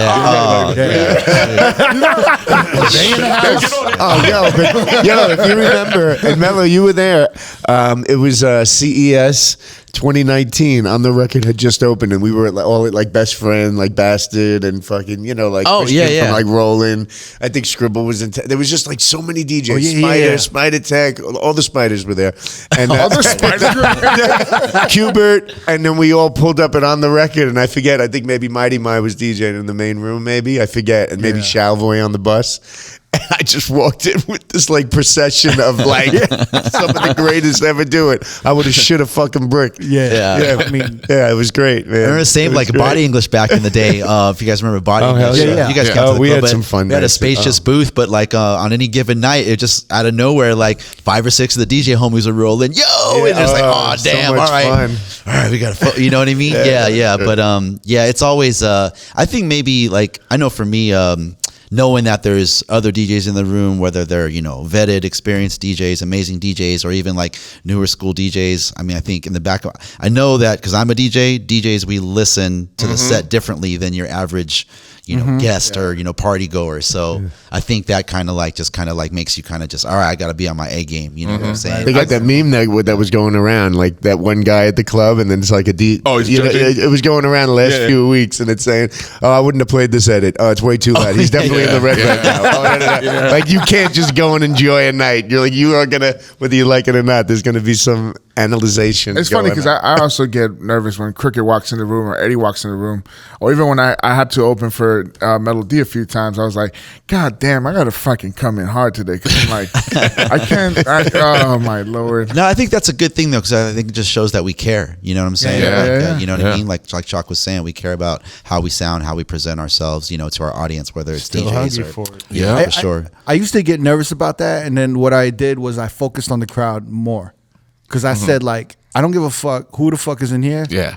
If I'm They're coming to check you out. Yeah. But it's like if I'm so connected with the crowd that the crowd is like going crazy and I'm playing like I could be like playing the most uncool shit, but the crowd loves it. I know like any OG is gonna be like, damn, I would have never thought to play this record. Or like be like, I wouldn't if I'm trying to play for him or her or whatever DJ's in there, it's like I'm gonna lose the crowd. Yeah. And at that point, it doesn't fucking matter anyway. Yeah. I have sabotaged myself a few times where I'm like, I'm trying to impress the DJ in there, and I'm like, and then you like ruin your fucking night. You gotta zone whoever's in there out, and I just focus more on the crowd. I've done that. And I'm like, yo, you know what? They want Dua Lipa. I'm gonna do a Dua Lipa set, and I'm just gonna double down. Double down on the pop. I'm gonna go white girl crazy right now and make these motherfuckers feel uncomfortable. They're wooing you. So I'm just gonna like if the crowd is going crazy, then no matter who's in there from Qbert to Jazzy Jeff, they're just gonna be like, damn, he's really in tune with the fucking crowd. Yeah. He knows what it like. No, for sure. That'll go a long way, probably a longer way than just trying to be cool. Pander. Yo, I would hate it when like I remember back in the day, like motherfuckers would start doing like playing like I don't know like some like. Oh, Cricket's here. He wants to hear some New York shit. They play like MOP or like Made You Look. I was just like, yo, don't do that. And I would walk out the booth because I'm like, I'm fucking up the vibe or some shit. Like don't do that shit. I did that one night at Light when Patrick Ewing came in, and I know he's such a I'm such a dancehall fan, and and I know he's Jamaican, and he came in, and I just started playing like all like Buju records and like. Oh, but you gotta do that for you, and he did it, and I caught out. He's like. And I'm like, okay. Yeah. Lennox Lewis too would come in, and I'm playing like these deep dancehall records in like Vegas in 2004. Yeah, you got to do that for them, though, once in a while. What's funny is that, like, you know, like I was saying earlier, like I would try to impress these guys when they come in the club or whatever. But I know sometimes, like when they would come to the club and I'd be playing like commercial radio stuff in the club and people are reacting. Yeah. I know that when they come up to me like 15 minutes into the set, all right, Choc, good to see you, brother. That means that they're not feeling the music right there. But the crowd is, so I'm like, okay, cool. At least they know that I was That's rocking, the biggest mind fuck, right? Yeah. Or I sucked, they left. Or another big mind fuck is like if you're killing it and you're like, damn, I'm killing you. Turn around, but everyone left. All your boys and your whole crew's gone. Like, It's crushing. Some people didn't even say bye. Damn. Yeah, no, I had that situation. I had to open for Jazzy Jeff, and everyone was there for Jeff, and then I got on, and then I looked back, and it was clear. I'm like, I guess they don't want to hear these cool records. Part 4. They get no love. No love. On the flip side, though, like there's been like, I mean, several times where I've just been in the club just chilling or go to see like you or Five or Deluxe or somebody out here, one of the junkies, you know what I'm saying? And I'll use Vegas as an example, right? So like on an off night, I would go to whatever, any club, Tao or whatever, and I would hear songs that like, you know, I would never think to play or like, but when you hear it in the club and the way, again, every DJ is going to like, they're going to play it differently or bring it in differently or jump to the third verse or the core or quick mix, whatever, like they're going to present it differently. And then when you see the reaction, you know what I mean? It's just like, damn, it makes me like appreciate it. You know what I'm saying? Because even if you're just playing the hits or like playing to like a Vegas commercial, there's still a skill in that. You know what I'm saying? Like, and I've seen you like just body the club like plenty of times, and you're quick searching and like you're in there, you're working, man, and you're like, you know, you're calling those audibles, whether it's a B-52s or the no, for real. Everyone's going to be like, Crooked plays Dua Lipa. I'm not even. Next time you walk into the club, Love Shack. And he's like, oh, shit, you see him? Hey, I got a B-52s 45 for you. I'm going to get my hip hop car revoked. What are you playing, Crooked? They do like a setup Dua Lipa just for you, bro. I want to go back, J.Rocc, to what you were saying when you were DJing, and then like you'll be in a room and then you'll see like MF Doom or Madlib or like J-Lib like fans in there, and you gotta play all those like records, and you gotta kind of appease, you know, kind of like please them as well. No, you gotta just try to go for everybody. Try to, you know, I mean, it's just part of me DJing. You got to get it all at the end of the day. I'm going to play that, but I'm also going to play the other stuff too. But do you also? I know you have a following. Like, do people want to hear your like instrumental, like hip hop production? Sometimes, but I don't get locked into playing my own stuff. Right. Like I don't know why. Yeah. But I've never been. Let me play my shit. Yeah. You know, like it just never clicks. Like sometimes I'll do it when it's like I definitely know that some people have bought my records. Yeah. Like then I'll play some stuff from my albums, but my albums aren't really club material, and I'll have like maybe a couple dance songs. Like I have a song called Party that did real good in Japan. And my cats put it on 45 and all this other stuff. So like I know that song works. I know a couple my other songs work where I can DJ and play those out where I know I'm not going to be shitting bricks. Like, oh man, no one's going to like this. I have a few in my arsenal, but I just try to play all across the board, like just house party style. So warm up, slower tempo, then build up to house, Brazilian, Latin. Well, I feel like somewhere like Dante's Hi-Fi in Miami. Yep. I feel like you could play some of your shit in there and then like that's just a bar, fuck around though. with an acapella. That's just a bar. Right? That's a bar though. That you can do. If you can't do that at the bar, then like I'm supposed to be able to do that at Dante's, but I couldn't. That's not like something I'm going to do at the club where someone's DJing. Sure. But yeah, that's cool being that Dante's doing that. But that's what I'm saying. I'm saying like people are there for the experience and are there for he's going to be playing vinyl tonight and what they're going to do type of thing, which is fine. I love the play. I play records. It doesn't matter. That's what I grew up on. Serato works for me. All that. I'm here to use it all. The CDJs, record bar. I use everything. I'm I'm not a person where I'm like, I can't do that. No, I'm like, J.Rocc, you ready to DJ? Yeah, what's the equipment? We only got 2 CDJs. All right, let's go. I'm ready. I got my stick, boom. Like I'm ready. Like at all do over, whatever it is. I'm more into just reading the crowd, seeing where I can go. And I like listening to the DJs before. Who cares if you're playing Love Shack? 'Cause I'm like, ooh, that shit work. Let me write that shit down. Right. Love Shack. Remember to download Love Shack. You know, I'm gonna use that Love Shack. You know what I mean? No, but I think what's also great about it is that it opens up the door to be like, oh shit, if that works, I could play like all this other shit. Maybe I could just, like I could play some Depeche, or I could play some Bizarre Love Triangle. Like, I love it. Let me go around, or let me play Groovers in the Heart. Let me see if all that shit works. But yeah, like, so you've been kind of on a production role in the past few years. I just like making beats. Yeah. And I think I won't play my LP cuts, but I'll play all my edits. Like I make shitload of edits and different things that I play out for myself. And I do that all day. Like I'll definitely do that like nonstop. Just make edits. I love when DJs like kind of like do more than just DJ and to like put together a production. Like I get curious. No, it's just the era we come from. I think. I mean, I think everybody. I think every DJ makes beats or tries to make beats. Right. But I don't think every DJ. That's why I don't think every DJ has the balls to play their own shit out. And or to release their shit. Or release their shit. And I always find it amazing when I go to shows and see someone like a Flying Lotus, or just seeing a DJ that does production like a Nightmares on Wax, or someone that has albums out, and I go to their shit, or I'm opening for them and I'm like, when am I gonna play at Nightmares on Wax gig? And I'm like trying to do whatever, and then they get on and they're just playing all their own music. I'm like, oh man, that's what I want to do right there. I want to just be. But that's why I was curious, because I was looking at your discography, and one of the first production albums you dropped was in 2011, like some cool rock I did an album on Stone Throw, but like my first thing I've ever really blew up on was Visionaries. I did a song called Blessings. Okay. And that was like my first, like. What year was that? 97. 97. Wow. That was my first taste of, I can make some all right beats. All right. Like, But then there's that gap, right? Because I got busy DJing, opening. You were working with that got me J-Lib. That got me caught up. Like I ain't got.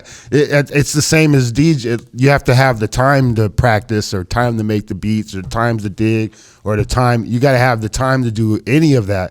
So like, once I start doing that stuff, I don't have time to like. I have the time, but you got to like really focus. Like. You gotta it's just like DJing. You're not gonna be able to. Two different mind states, right? Like doing production and DJing is two complete different mind states. It's different mind states, and it's also what do you want to focus the time on? Do you want to focus the time on that you have this time off on going through the records you just bought and making some edits or making some beats, or do you want to have this time off for doing? You can do beats, you can dig, or you can practice. Right. And most of the time it was digging and practice, digging, practice, digging, practice, make some beats, digging, practice. It was always, I never took the time to like sit there and just make beats. But like the homies push me, like Wolf would push me and like, you need to make an album. Right. We're on tour with J-Lib and why don't you have an album out? You should have an album out. Just amping you up. Yeah, like, yeah, man, I should have an album out, man. You gonna put it out, brother? So like that, I think that I just got more into producing, just being around those type of people anyway. Yeah. Like hanging out with those good, dudes, right? Like, oh, hey, I want to make some beats too. Which is good. Yeah. So it's I just there's no reason why I don't play my own stuff. It's just I forget about it a lot of times, and I'm more into my edits and more into up tempo joints. And this is, like I said, it just depends on where I'm DJing. Some clubs I do it's hip hop night, and some clubs I do it's dance night or whatever night. So it's just what I'm throwing into. Like Japan, I could be hip hopped out one night, and then I can go to Osaka and it'd be dance night, and won't even. That goes back to, oh, this worked last night in Tokyo. Yeah. Let me play this in Osaka tonight. Right. No, J.Rocc, we don't want to hear that. You're like, all right, let me figure it out. And then like even then, like one night I DJ'd in Japan, and I was just up there just stressing, like, damn, nothing's working. Damn, nothing is working. Damn, nothing is working. Play some reggae. Started where I was like, it worked. Okay. And then I just figured out what lane I needed to be in, and then went from there. But yeah, it's a day by day basis. That's been one of my biggest struggles, because I'm in so many different kinds of rooms. I'll be in like a straight New York, like hip hop. Yeah. Hip hop, dance hall, I'm a piano, Afro beats room, you know, and then all of a sudden I'm doing like an open format room where it's maybe more pop, top 40, Total more switch dance, total switch up, and I get fucking confused, and I start forgetting the records, and I'm like, oh, if I could just maybe pick one lane, and then focus on that, I'd be maybe even more straight, and I would just like be known for that lane, and I just focus on it. But then there's a part of me that's like, nah, I don't want to do that. I like the challenge of like possibly fucking up, but like kind of picking it back up. It's like an adrenaline rush. But I've been struggling with that as well. I just don't know how like someone like you would navigate it. But hearing that, even still, you kind of got to figure it out. Navigate. Still navigating. Still trying to navigate it. Wow, it's nonstop, man. No finish line. Yeah, it's like no finish line. I like all styles, so it's hard to just DJ one style. And I've always tell him, I've been playing Shimmy Shimmy Ya since it came out. I've been playing Scenario since it came out. I've been playing Passing Me By 30 years since it came out. Yeah. So, you know, I don't want Gangstar, Big L, West. I played all that millions of times, you know? Millions of times. So I don't need to, I don't want to continue playing that all the time. Yeah. So I want to go into some other shit every once in a while, to footwork or whatever works for the club, of course, but whatever. I don't want to always be pigeonholed into just one thing. J Dilla or Madlib only. You know, I like to be a little bit of everything. First of all, I want to congratulate you, because I know your last album, your hip hop instrumental album, got nominated. Oh, a little independent hip hop, best spiritual record. It got nominated for best spiritual record. From the American original Andre 3000. From the American Association of Independent Music. Kind of crazy, man. That's dope. It's kind of crazy. But I was noticing the award, right? And you released that instrumental album last year, and then you had the year before that, A Wonderful Letter, and then you have like a new single out, right? Is it this year? I don't know. I saw a new single on your Spotify. Oh, that might be the fake J.Rocc. That might be the gangster J.Rocc. That was the gangster J.Rocc. Yeah. Oh, yeah. There's a come on. I always have to. Wait, is that from TDE J.Rocc? No. There's another J.Rocc. I always have to go on Stone's Throw or tell Stone's Throw like, yo, get that dude off my page, man. He's on your page. Yeah, he's always on my page. He's always. I was like, oh shit, J.Rocc making trap music. Like, I can only get. I don't trip. I do make the trap stuff, but no, that guy always pops up on my page. Is that what it is?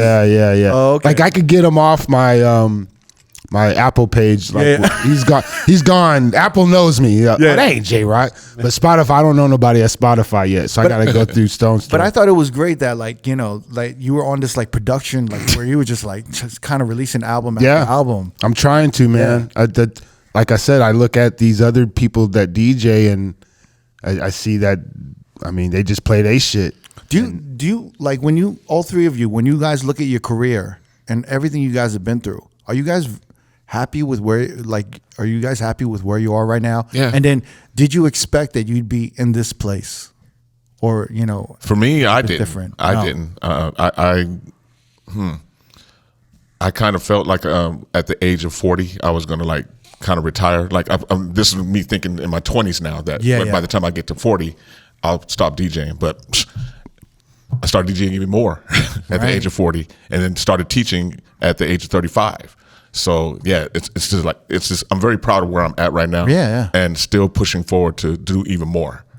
Wow. Yeah. That's great. It's like, do you feel like you've kind of fulfilled all your dreams, or not? Haven't? Like, No, not all of them. Not all yet. A lot of them I have. Yeah, a lot Yeah. of them I have, but not all of them. I still got a lot more to go. Yeah. Yeah. What's like one or two of them that you haven't? Have you? You don't have to share it, but I'm just curious. I mean, yeah, I've done the tours. I've DJed for artists. Yeah. I've put out an album. I've done it all. It's pretty much. There's a few more things I'm thinking. I'm not sure yet. Okay. I got a few things in my head, but I don't want to like put it out there just yet. No, it's cool. It's cool. I understand. I wouldn't want to do that either. Yeah. It's funny that you mentioned that at 20 you were thinking at 40 I'll clock out. Mm-hmm. I think I was thinking the same thing, but I always tell Crooked this: there was never anybody past 40 still DJing that you would be like, oh, like AM passed at 36, and then Jazzy Jeff, he's the one that keeps pushing the bar. Even you guys now, and I'm like, oh, that kind of gives us, even for the younger generation, even for my generation, we're like, oh, you could keep doing this shit till the wheels fall off. Basically, Yeah. It's like there's no stopping point. Or there's none of that. So I appreciate you guys even pushing the envelope with the school or production and stuff like that, because you just don't see that at all. Especially for DJing. I would say DJing is I think the DJing that we do is as old as hip hop is. So it's only like a 50-year-old person at this point. Yeah. So you don't see past what they can do. So yeah, that's why I always look at it like that. And it's funny that you mentioned it. I just remember also too being at that age and looking at people that were 40-year-old DJs. You kind of mentioned this right now. Like, I didn't feel like any of those DJs that were in their 40s were dope. I felt like they would made them dope in their 20s and 30s. By the time they got to their 40s or whatever, they kind of lost some of their motor skills or whatever. Yeah, I mean, that's what it was for me. Like, so I felt like by the time I get to 40, I'm probably going to be in the same boat.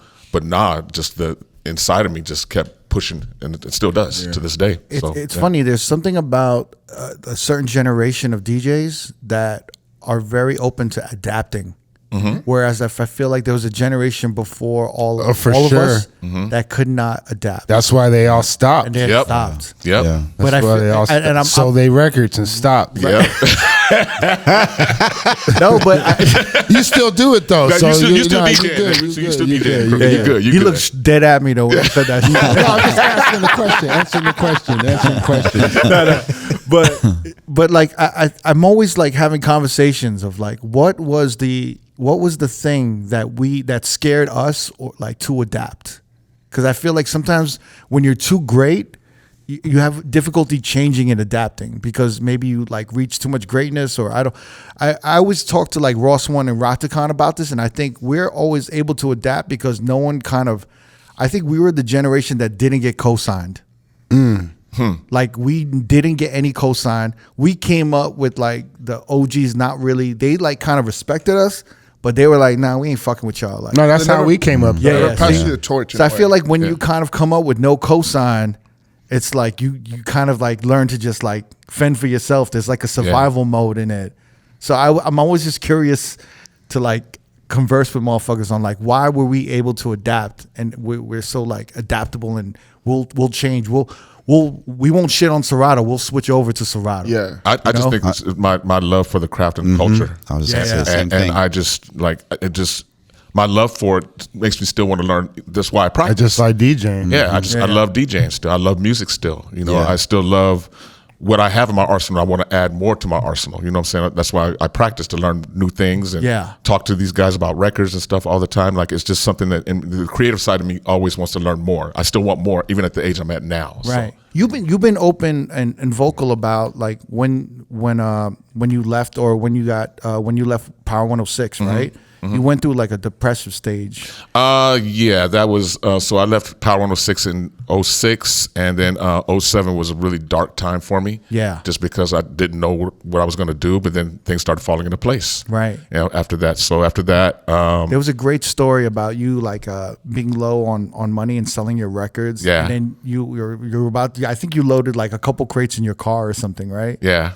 And then someone just yelled at you like, "Hey." Yeah, it was Muggs. Well, actually, it was Earn Dog from Soul Assassins. He saw me. He goes, "Yo, Muggs has been looking for you." And I was like, all right, well, tell him to hit me up. And I wasn't even tripping. I was like, I got to get these records off right now. You know what I'm saying? So I was driving and Muggs hit me. Then like I ended up going to work for Soul Assassins for like a good 8 years. Oh, you worked for Soul Assassins? Yeah. Muggs is the brother right there. Oh, shit. Yeah. So after I left Power, I took that dark year off, 2007. Then I came back and I worked at K-Day. Theo was the program director at the time there. I worked there for like 10 months, 10, 11 months. And at that time when I was working at K-Day, that's when Shade 45, which is Soul Assassins, Muggs, that's when all that started happening. Right. Yeah. What did you learn in that year that you took off? Like, not to give up. Because even though I was in the dark time and I was drinking at the time still, just like I was going through a divorce at the same time, so it was rough. Lost my dream job, lost my ex-wife, my kids had moved out of town, and that's crazy. It was a lot of things were happening at that time. So yeah, it was just for me just not to give up, because I didn't give up, but I was really down on myself. And when the whole Soul Assassin thing happened with Muggs is actually a really big inspiration for me, because like at that time I was a little bit bigger also too. So when I started working with Soul Assassins, that's when I actually started working out. Wow. Started running a lot, taking hikes, doing all kinds of things. So I got like really, really super skinny. And then, just from there, that just inspired me to, I could lose all this weight. I could still take my DJing to the next level. So that's what it was. It's funny how life takes us on these journeys, right? Yeah. It's so crazy. Yeah. It's crazy. It's like you needed to go get low to just to turn it all around. Turn it all around. Yeah. It's so insane. And then you wouldn't change a thing either. Like that was something kind of that needed to happen. It needed to happen. Yeah. Yeah. I think it's incredible when I heard that story. I got like goosebumps. Yeah. Because again, like during that time in those dark days, you find out who's really your friends, who's not. And that's the reason why my crew is so important to me, my brothers, because we all held each other down. Whatever dark periods we were all going through in an individual or a group or whatever, we all still to this day hold each other down. And that's the important thing about this reason. We're the only DJ crew that's never ever really broken up. That's true. And you guys are like De La Soul. Yeah. You know? Yeah. That's like the only. Don't say that, brother. No, I mean, Knock on wood. rest in peace. I mean, rest in peace, Dave. You know what I'm saying? Rest in peace, Dave. J.Rocc looking for wood everywhere. Knock on some compressed wood real quick. No, but I'm saying like you guys still have this camaraderie, and you guys like, you guys ride for each other so hard. Like even during the pandemic, man, like it was important for us like to have these Zoom calls and talk to each other, because like the world was going crazy. Actually, when I turned 50 years old, 2020, I turned 50 March 4th of 2020. 2 weeks later, the whole world shut down. That's right. So like again, like to have my brothers there and like all of us holding each other up during this time was very important, and helped us get through the pandemic. Yeah. Wow. For sure. Yeah. Crazy. You like Melo? I'm curious. Like when I was asking him about like where you guys are in your career, how do you feel about where you are? Like, I feel really good. Just looking back, taking it back to day one. I got into DJing just because, my mind was blown, seeing, shout out to DJ Curse, original Beat Junkie, just Rhythmatic, just the mobile DJ scene around Cerritos, where I grew up, was everything. I mean, so this is, mid, late 1980s. Wait, can you also break down the difference in sectors of California, like the styles? Because you have this, J.Rocc was saying you have a Cerrito style. What's a Cerrito style? Cerrito styles. I mean, it's not. I just made that up. It's not. Yeah, it's not. Cookie was really like, yo, Cerrito. It's really all just. It's really all just kind of like. I was in my head. I'm like, yo, this is a clip on Instagram. This is an Instagram clip. That's Cerrito style. No, it's really all just. It's really all just West Coast, like LA style, kind of like what he was saying. But I was inspired by the mobile DJs, and we grew up listening to like the K-Day Mix Masters, and so again, just that coupled with all just the handful of record stores, and my mom, like shout out to my moms and my dad too, like used to take us record shopping like pretty regularly. Like we would be in the record store like 2 or 3 times a month, probably buying just everything that was out, from pop music to classic rock to listening to some of the records from my parents' collection, so ballads, 70s soul, disco, etc. But just all those things kind of inspired me. And then fast forward, 87, I got my first turntable, practice just bedroom DJ, and then life changed for me when I linked up with the crew. Right. Like for real. Yeah. Just because for all the reasons that Choc said, now I had like this crew to like lean on, you know what I'm saying, going record shopping with Jay. Jay was the one that told me, like, when we DJ'd, man, Melo, where's the doubles? Like, what do I need doubles for, man? I don't need, yeah, you do. And then so just that, and then practicing with Babu and D-Styles, like on a technical level. And then so just, you know, those kind of formative years of the crew, like the early 90s, and then us competing, you know, and having a lot of success there, you know what I'm saying, as teams, individuals, that just, you know, kind of like took the brand and the name to like the next level, you know. And this is again the peak of like turntablism and this kind of revival, you know, because like battling kind of slowed down for like a little bit, right? And then you had Qbert, the Scratch Pickles, the Executioners, you know, just kind of brought the culture to the forefront again, and we were a part of that. And so our success there catapulted us all into radio, and then that led to, you know, big room DJing for me, and you know, some television stuff for all of us. And yeah, what show was the show? Oh, the couple, man, some commercials. I had some I did some the Vibe TV show, Mouse. Oh, shout out Greg Fillinganes, a legend. Yeah. Wow. I did some corny ass commercials and like some beats. Prince of Persia. That was actually dope though. That was fun. That was fun.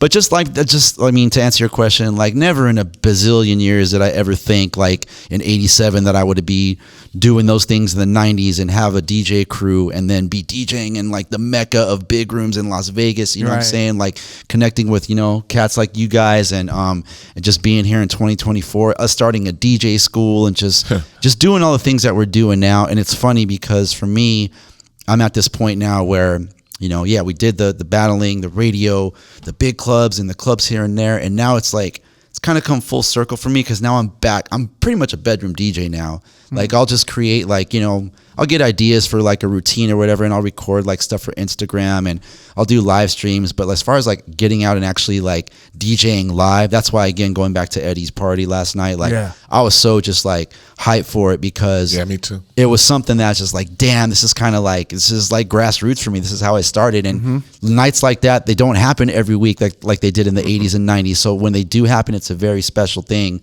And so those are the kind of gigs that I'm doing these days, where it's something that's just like, damn, like I really want to do this. Like it's not about the bread or the paycheck or how many people come out or how it's gonna look or the likes or any of that stuff, because it's just about the music and about DJing and about, you know what I mean, just taking it back to that. And it's just I really appreciate it just 100 times more now. So yeah, big shout out to Eddie, to the Mac Agency. Happy birthday for having us out. Thank and you guys, all man. the DJs that came out last night, you guys, you know what I'm saying, for what you're doing. And it's just, I think it's just a beautiful thing to see just the culture now, like how widespread it is and just where DJing is at. Because DJing, when we started, like it wasn't a thing. It was nowhere close to being a thing. Like, and now just look at it. You know what I'm saying? It's everywhere, and it's larger than it's ever been. Big business. To the vinyl thing, vinyl's outselling like every other, you know, form of music distribution in 2024. You know what I'm saying? Crazy. And that's the first technology, or like one of the first forms of technology for listening to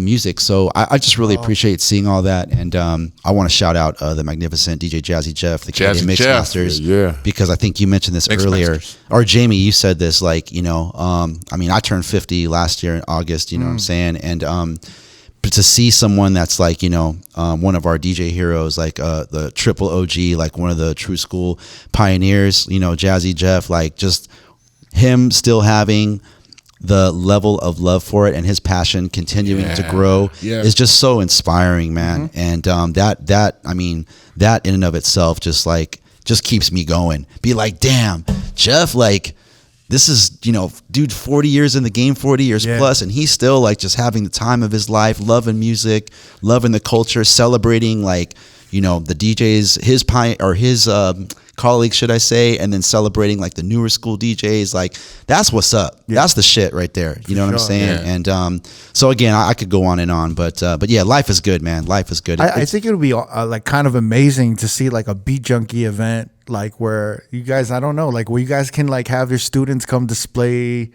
their technique and like their craft, and then you guys kind of do a bit of yours, and then have it like almost like a day event, or like they just did that. Yeah, we did that last year for the 4th of July. Oh shit! Yeah. But we have our advanced kids class at Shout out school. to the kids, Yeah, man. shout out to the Tiny Humans crew. Babu teaches So you them. guys do these events? Yeah. Oh wow. Where do you guys do it? Is At that the part of the school? graduation? At the school, sometimes graduation, sometimes, but we have other events outside of the school. Oh, wow. That we have like the Tiny Humans crew perform, and the kids are so amazing, man. The advanced kids, man. Wow. Makes grown folks like, man, you need to go practice a little bit, man. Because seriously, these kids, and it's just how fast they learn also too is amazing to us. So yeah. Wow. Yeah. So we do have like we invite our students sometimes to our other events outside of the school also to come perform. So yeah, we do that all the time. Oh wow. Yeah. That's dope then. Yeah. And what you guys are doing. I do want to say, Melo-D, thanks. You probably didn't know, but when we had the Neva Memorial, you came by, you swung by. I think you told me like, yo, we should do something together between R.O.A.D and the Junkies, and I thought I was already honored because you know what you guys mean to me. But I think that camaraderie that you guys speak about, having the brotherhood between you guys, I felt it, and Cricket felt it as well from when you invite us to do the NAM thing, and I think that helped us to kind of get back into the gears after his passing and stuff like that. So I truly appreciate that little gesture that Word, man. And that's on behalf of all of us, man. So yeah, it's all because it was like, you know, we lost a brother and stuff, but it was like you kind of like putting your arm around us, and it's like, yo, come do these things, come show face, we should do something together. And I think that that took a lot of, you know, weight off my shoulders, at least. That was like, oh shit, we're not in this shit by ourselves. Like, you guys had our back behind that. No, for sure, man, for sure. And that offer's still on the table, man. We definitely got to do something when you guys are in or around LA. Like, we would love to have you guys at the school and do something like this, or talk about a panel. Killer. We interview y'all, you know what I'm saying? Yeah. Like, That'd be killer. A Q&A at the school with you guys. Really dope. Let me and J.Rocc and Choc ask you the five questions. Let us ask you. We kind of saw some of that at the NAM thing, that you were asking us questions. You kind of put us in a hot seat, and we're like, oh, okay. It's bugged out to me because you told me that some of your students listen to us. Oh no, all the time. No, for sure. The whole student body, man. Seriously, man. Everybody. I mean, you guys got to think though. Like, how long you guys been doing this? You guys are pretty much the gospel right now. You know what I'm saying? The people that are in the DJ community and the culture, period. Like, they watch this show. You guys and Mojax. Yeah, and Mojax. Yeah. Shout out Mojax. Yeah. Mojax. Yeah. Now, you know, like, actually, even when we were at NAM, you know, you guys had a huge booth, maybe one of the biggest booths at NAM with Jetpack. And even just going there and seeing like everyone show up and all these DJs come and drop these like sets just to fuck around. Like, you guys have such a presence, and it was like I witnessed that like firsthand. I was like, thank you. But these guys like really they're still, not only are they still relevant, but they're like literally like building the next generation of DJs. Building better DJs. Building better DJs, and then like literally like every dope DJ has like, you know, are just stopping by and dropping like sets and throwing down. It's like and for us, you like reached out, and I was like, yeah, of course we're gonna do this. Even Stevie Wonder stopped by at the booth. Come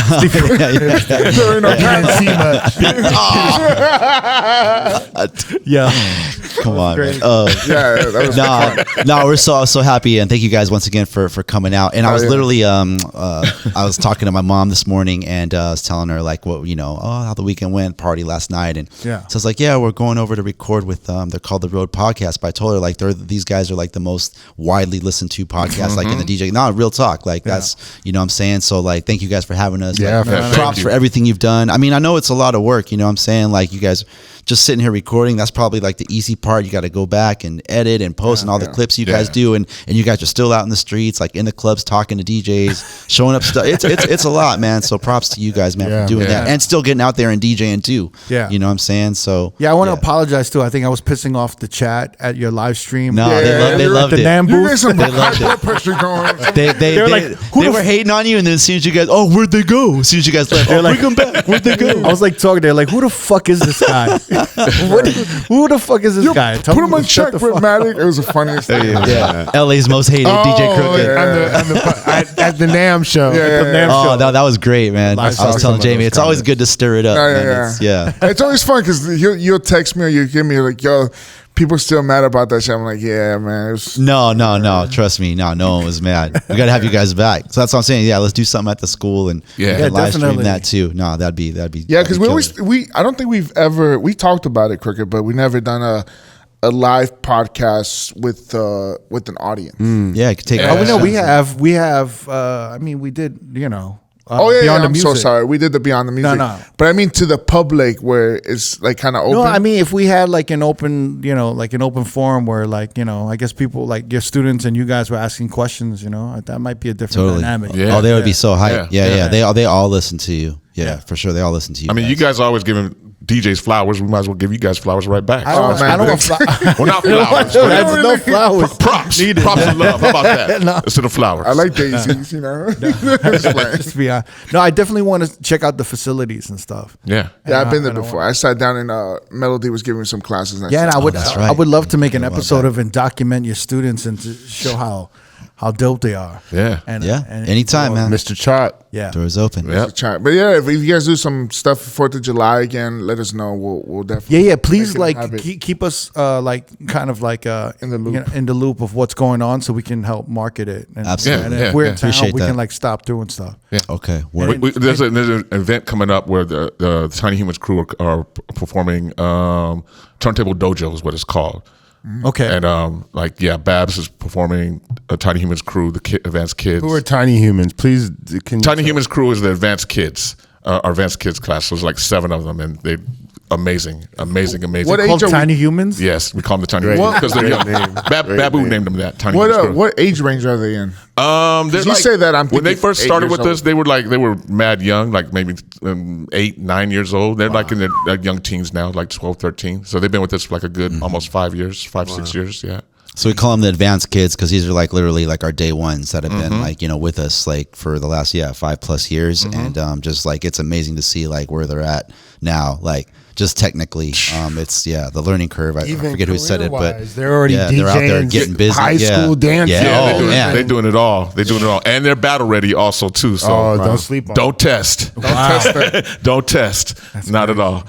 Man, we definitely gonna stop. Yeah, we gotta stop by. Yeah, you gotta come by. I have one last question that I've been kind of wondering. When you guys kind of formed the crew and like J.Rocc, I think you initiated with R.O.A.D, right?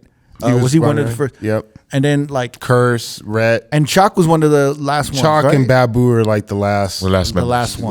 members. Mm-hmm. I'm kind of curious how the dynamic was in the beginning. Like when it was you and R.O.A.D. It wasn't really. It was more just how you guys probably are running into each other out here in Vegas. And so like I would run into Rhett and shout out to DJ What, and I would run into Curse. And there was a club called Junk, and we would just all run into each other at this spot, and just became homies. And I really just started the crew because it was on some hip hop shit. You got to have a crew. Like you always have to have a crew. So that was really what the crew was about in the beginning. Just having a crew. Like, all right, Melo, and then Rhett and Choc, and then Icy Ice, and Symphony, and Sweet Pea. Sweet Pea. Rectangle was in the crew. Rectangle. DJ, yeah. If you listen to the first Rectangle scratch record, Volume 1, there's the white one. Yeah, if you listen to it, there's a part where it's me. And I'm going, what crew is number 1? The Beat Junkies. Who is the best? And you're like, why is the Beat Junkies on a Rectangle? But like, so yeah, Rectangle was down for a quick second, and then D-Style Shortcut. And everybody was coming through other people. So like me, myself, I've Rhett, Ross, and Curse. And then Melo knows Curse. So Curse starts bringing Melo around. Right. And then Melo and Rhett start going to DJ battles. They run into Short and D Styles coming back like, yo, these motherfuckers from the Bay, they dope. And now we don't need no more people in the crew. We got enough. Really? Yeah, we got enough. We don't need no more people. Yeah. No, we definitely need these dudes. These dudes are dope. No more people, dude. No more, man. No more. I don't even know them. Why am I going to put people in the crew I don't even know? This is what I wanted to hear. I wanted to hear like who was kind of like Now We Good. Who was the hesitation? Everybody was Now We Good. So it was like, yo, what about Choc? You're like, nah, everybody straight up. Like, I'm not even kidding. Everybody was Now We Good because I had Rhett, I had Kurt. I mean, we're just a crew. We're not thinking of DJ battles yet. We're not thinking of what we. It was just a clique. It was just it's just a clique. So everybody started getting a little bit more serious with the clique. Like, oh, this dude from Shortcut and D Styles. Like, I don't even know these dudes. No. They're not down yet. And then I finally met them. Okay, well, we can put them down. Yeah. And then Babu and Rhett battled. What was the deciding factor for you? Just meeting them. Yeah. Meeting them and hanging out. It's the energy and the skills? Yeah. See if we cool. I didn't even trip on skills yet. Really? Because at that time, everybody was dope. Okay. You know what I mean? There wasn't really, if you got a name, you're dope. That's right. If you were on the motherfucker's radar, you're dope. You would like legit. Yeah. So it was already like, okay, these motherfuckers. And then Babu and Rhett battled and, yo, there's this dude in Oxnard that we need to get. He's Babu and then Choc. I used to see we meet at Record Pool. Rest in peace to the homie Frank V, Baker Boy's brother. Older brother. So we all were in Ghetto Baby Record Pool and Ghetto Baby. See all of us. And Mr. Choc, we start hanging out more and more. And like I didn't even see him DJ yet. Right. You know what I'm saying? Like I just knew him as the overnight air personality on Power 106. Almighty Roughnecks. I will tell you a story about Jay coming over to my house one time though. Jay came over to my house and like, yeah, man, just coming to hang out or whatever, and cut it up or whatever. Then like he started going through my records. Let me see what kind of records you got over here. First thing. Then after he went through them, he goes, hey, you got some fresh records, man. So I think that's kind of what helped also too. I'm just going. And then one thing also with the crew was shout out to Curse again. We had a place where all of us could go and DJ and cut it up. Curse was cool enough, and his mom was real chill. She wasn't tripping, so we could all of us could just go into that garage. And it could be 8 of us in the garage smoking weed, drinking, being loud on the block, and like no one tripping. And I think that really helped solidify the crew, even becoming more of a brotherhood and just being down, like seeing who's really down. And Babu coming from Oxnard or Choc coming from LA, because we all lived in OC and Cerritos still, so it wasn't a far drive for any of us, but everybody else had to travel just to do those sessions. But those sessions also too were like when you go to those sessions, like you want everyone to see what everyone was working on. Right. So you had to come like maybe 3 or 4 routines, some new cuts, like, oh yeah, let me show you guys what I got over here. You know what I'm saying? That sounds like fucking camp. Summer camp. we would do this literally like at Curse's like 3-4 nights a week. Like we were there. That sounds amazing. A lot. Yeah. For like, man, those early years. Like that was. But that's how the crew started. Thing. Everybody would just become homies, and I was like, yo, let's start the crew. I mean, I started the crew with Rhett, but as everybody got pulled in, everybody was a recommendation. It's really such a beautiful thing. Organic. Like hearing about it, like how organic and like, because it's like, it's not something, I feel like it's kind of missing from the kids now, the generation. I wish really we could have new Beat Junkies, man. I wouldn't mind having like some new blood as a crew. Because I talk to DJs all the time and there's almost no camaraderie. They don't talk to each other and they're in the same fucking city. Like we used to all go out to eat like after our gigs. It's the phones, man. It's the phones, right? It's the phones. We're as connected as ever and as separated as ever at the same time right now. Yeah, but remember back in the day, like all of us would just link up. Like 4 a.m. Clubs would get out and we'd all compare war stories from the night. Like, what happened last night? Like, that was, and they don't these younger DJs, they don't have it. They're like all alone. I think once they find their click though, I think they click up. They just don't do the crew thing anymore. I don't even think they find a click. No, but I'd say from the school we get like when we encourage that when it's one class, that whole class would end up becoming homies. Yeah. Okay. Like you're like, damn. And then that's kind of how the Tiny Humans kind of start. Like, That's great. They come to class and they link Tiny up. Humans crew. Have you guys thought about recruiting new talent? They have no power over it. It's up to me. Okay, let me rephrase that. Haven't you heard who has the fucking power? Let me rephrase that. Funky president, everybody. The funky J.Rocc, have you president. thought about bringing new blood in? I always think about having like somebody new down with the crew. Wait a second. Let me. This This is like draft day. Are you guys remember the Beat Junkies?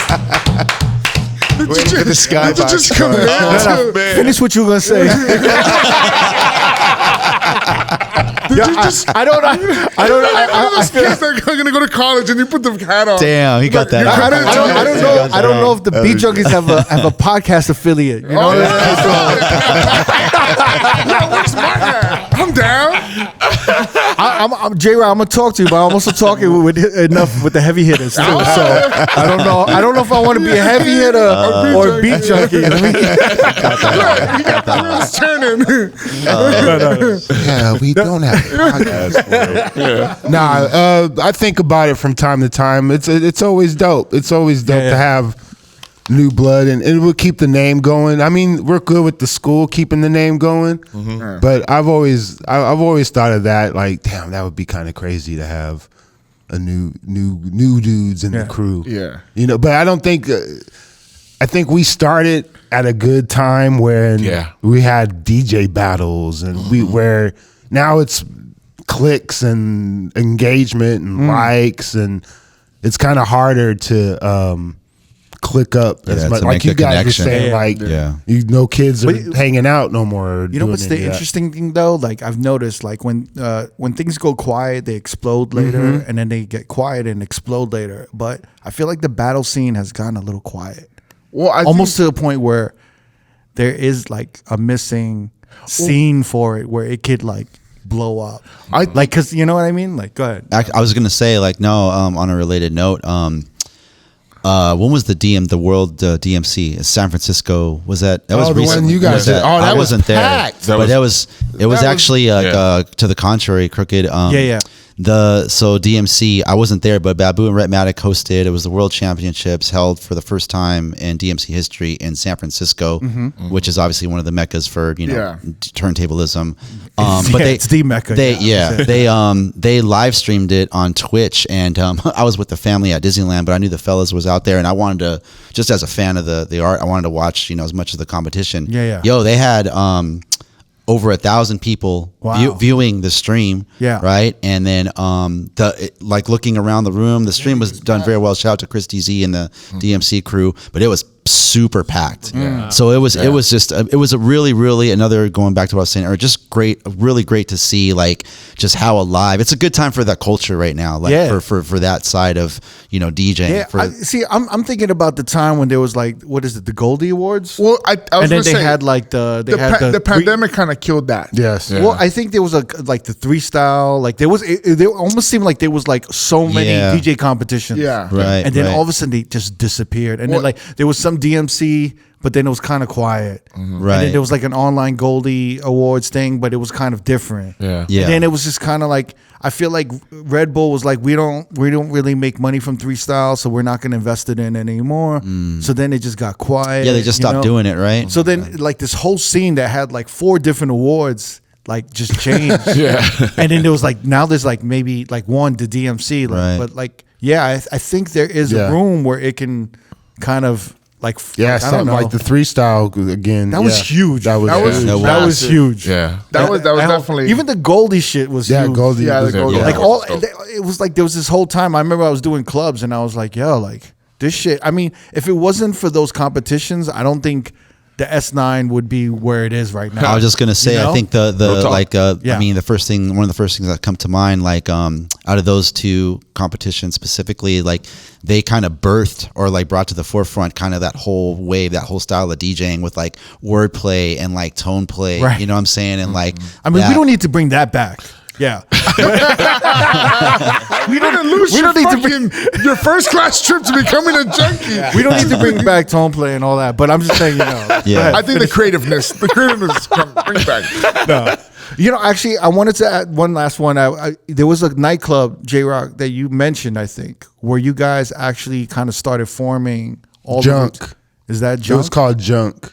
It was like there was 2 rooms, right? Well, there was Junk, and then there was another one. Well, Spice. Junk was the one where I kind of started hanging out with the fellas, and then Spice is the one where we had a separate room from the club room, From the main club. From the main club, but the main club was like more or less like Parliament, and it wasn't a bad 80s main R&B room. funk, yeah. It was just like it was popping. It was That room super was popping, popping. super popping. And I think you explained at the time how the format was throughout the hours. Like you didn't play hip hop past midnight or something. That room didn't. No, that room didn't play in. That room was mainly.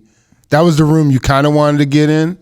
Like that was the DJ What and the Curse room. Paul the Man. And Paul the Man. They had that room popping. So it was like funk and like what freestyle and all that Yeah, shit. yeah, yeah. So it was like kind of dance music. Exactly. Like, yeah. Yeah, And and the then- side room, you guys were just doubles. The basement. Four doubles, turntables. cutting it up. Yeah. just dirty. Just dirty. Super Yeah. dirty. That must have Rugged been, and raw. yeah. Super dirty. Yeah, That was like dirty. that was like your tunnel a little bit, like y'all For sure. That was the A little A bit. baby tunnel. baby tunnel. Very baby tunnel. Like low It ceiling. was like the size of last night. That is like the best hip hop room. The low ceiling. Yeah, Yeah. no, that was the Underground spot. club. Yeah. Yeah. I remember going there and I would walk in and I would just, man, so many nights I would just roll solo and I would walk in and main room, like look at the girls and like, yeah, Paul the Man, what There were girls in there? Oh, dude, yeah. It was popping. It was popping. Wow. And I'd be in there for like 8-10 minutes, you know what I'm saying? And I'll be like, damn. And then just down to the basement, you know what I'm saying? That's where I'd be the whole night. Oh, you know what wow. I'm saying? Like watching these guys DJ and Curse and Rhett and Jay would show up. It was dope. Like on some like DJ nerds. Yeah. Like that was And then that's the when you room. guys just kind of like you got free room to just do whatever you guys wanted. Kind of honed, zeroed in on our skills, Yeah. more or less, and then built our. I think that really built our brothership a little bit more. It's like we were actually DJing with each other once a week, Right. and then hooking up in the garage 3 times a week, and Insane. going back to DJing Full-time again. job. Yeah, It's like yeah. linking up. Yeah. It was fun. It's like some boy band shit where you guys Almost no strain boy it. band. Yeah. No. No boy band. no tone Wait, play. No, Yeah, don't so play no- no boy band. So it's like 4 turntables, 2 mixes, and then you guys are like slowly building routines that can work with a crowd, or no? Mainly, we would just do You would just one rocking person it would, out? yeah, one person would play like a beat. Oh, this is what did you guys started creating this new kind of way of like while one was mixing, the other was scratching. A little Correct. bit. Or blending Or something. blending over an top. Blending acapella. an acapella. Yeah, or just someone doing, exactly. Someone doing doubles of an intro. And Right. Someone bringing in another beat. Like everyone mixing together. Yeah, yeah. Like everyone's mixing. Not It's necessarily. 2x4, like kind of. Yeah. But it's also it's like it has to work in a room. Like it's got to be reactive, where like it's kind of like in a party sense, right? Well, this was more like kind of like what Jay was saying, where it's just like DJs and like just hip hop heads and just heads in there, just kind of like cooling. There wasn't really like dance floor pressure. Or no one was dancing. No. Everyone was just watching the DJs or listening to what they were playing, or Wow. And again, this is pre-Serato. This is like early '90s, so Yeah, yeah. that was the vibe in that room. Damn. You know what I mean? So there was never really like if you wanted to dance and hear like the party music and the dance records, that was the main room, Right. And that was cracking. But like this was like some whole other stuff like downstairs, and so that was super dope. The Heineken Super sales dope. must have been crazy back then. Bartles and James. Did y'all have the Thug Passion and Thug Passion? That was before You have Thug that. Passion. Huh? We had Brass Monkey still back What's then. what's that? Brass Monkey from Beastie Boys, the song Yeah, yeah, yeah. Brass Monkey. Well, what is that? I don't It even know was what a that- club. You ever heard of the company Club? They used to make these little drinks about the size, like that size, and it was just a club. It was a company called Club, and it was a drink called actually Brass Monkey. Was it like a wine cooler or something? No, it was some like hard liquor. It was like maybe some whiskey or something mixed with some fruit drink. Some It would get you, it would get you. Oh, wow. It would get you zooted. All for $1.99. Yeah, exactly, exactly. Oh yeah, y'all always talk about Four Locos and shit, right? No, it was probably like it's an early Four Locos. Equivalent to that. It's an early Four, early Four Locos. Red Bull and vodka in a can or something like that. Yeah, my era was the Alizé and the little baby Alizé bottles, the Hennessy, like Thug Passion. Oh, Incredible Hulk. Oh no, that was that's Hypnotic and Hennessy. Hypnotic.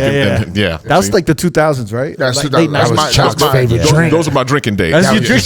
That's the Jiggy era. That's some nasty shit. Yeah, Incredible Hulk and what's the other one? Patron and Pineapple. Ooh. Yeah. Yeah. Boy, oh boy. Yeah. Patron is probably the nastiest tequila there ever was. It's amazing how much of it we drank, and then I know. I'm Mexican, and I'm like, get that shit away from me. Yeah. I hated the What were we Patron. thinking? Oh, Patron's disgusting. Yeah. Yo, Beat Junkies, Choc, Man. J.Rocc, Melo, Fellas. Eddie. Yo. Happy birthday, bro. Yes. Happy birthday, guys. Thank you guys for coming through. Hooray. DJ Crooked, thank you so much, man. Thank you, man. The new Thank member you, of Beat guys. Junkies. Yeah, I don't know. We're in consideration. He said like the basketball though at the basketball when they did. You look like he just committed to USC. He just popped the thing. All you got to do to maybe join the crew, just submit us make 60-second video using Love Shack. Just Oh yeah, make a doing a routine. Send us a routine. Your best Love Shack routine. With tone play. With tone play. You only have to do it. I'll never be a Beat Junkie. I don't know. How much you willing to adapt? So, I can't do it. you have a lot of room for improvement here.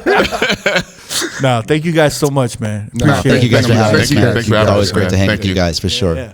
If you want to watch more episodes from R.O.A.D Podcast, click either links on the left or the right. Don't forget to subscribe to our YouTube page and get updated on new uploads throughout the week. Peace.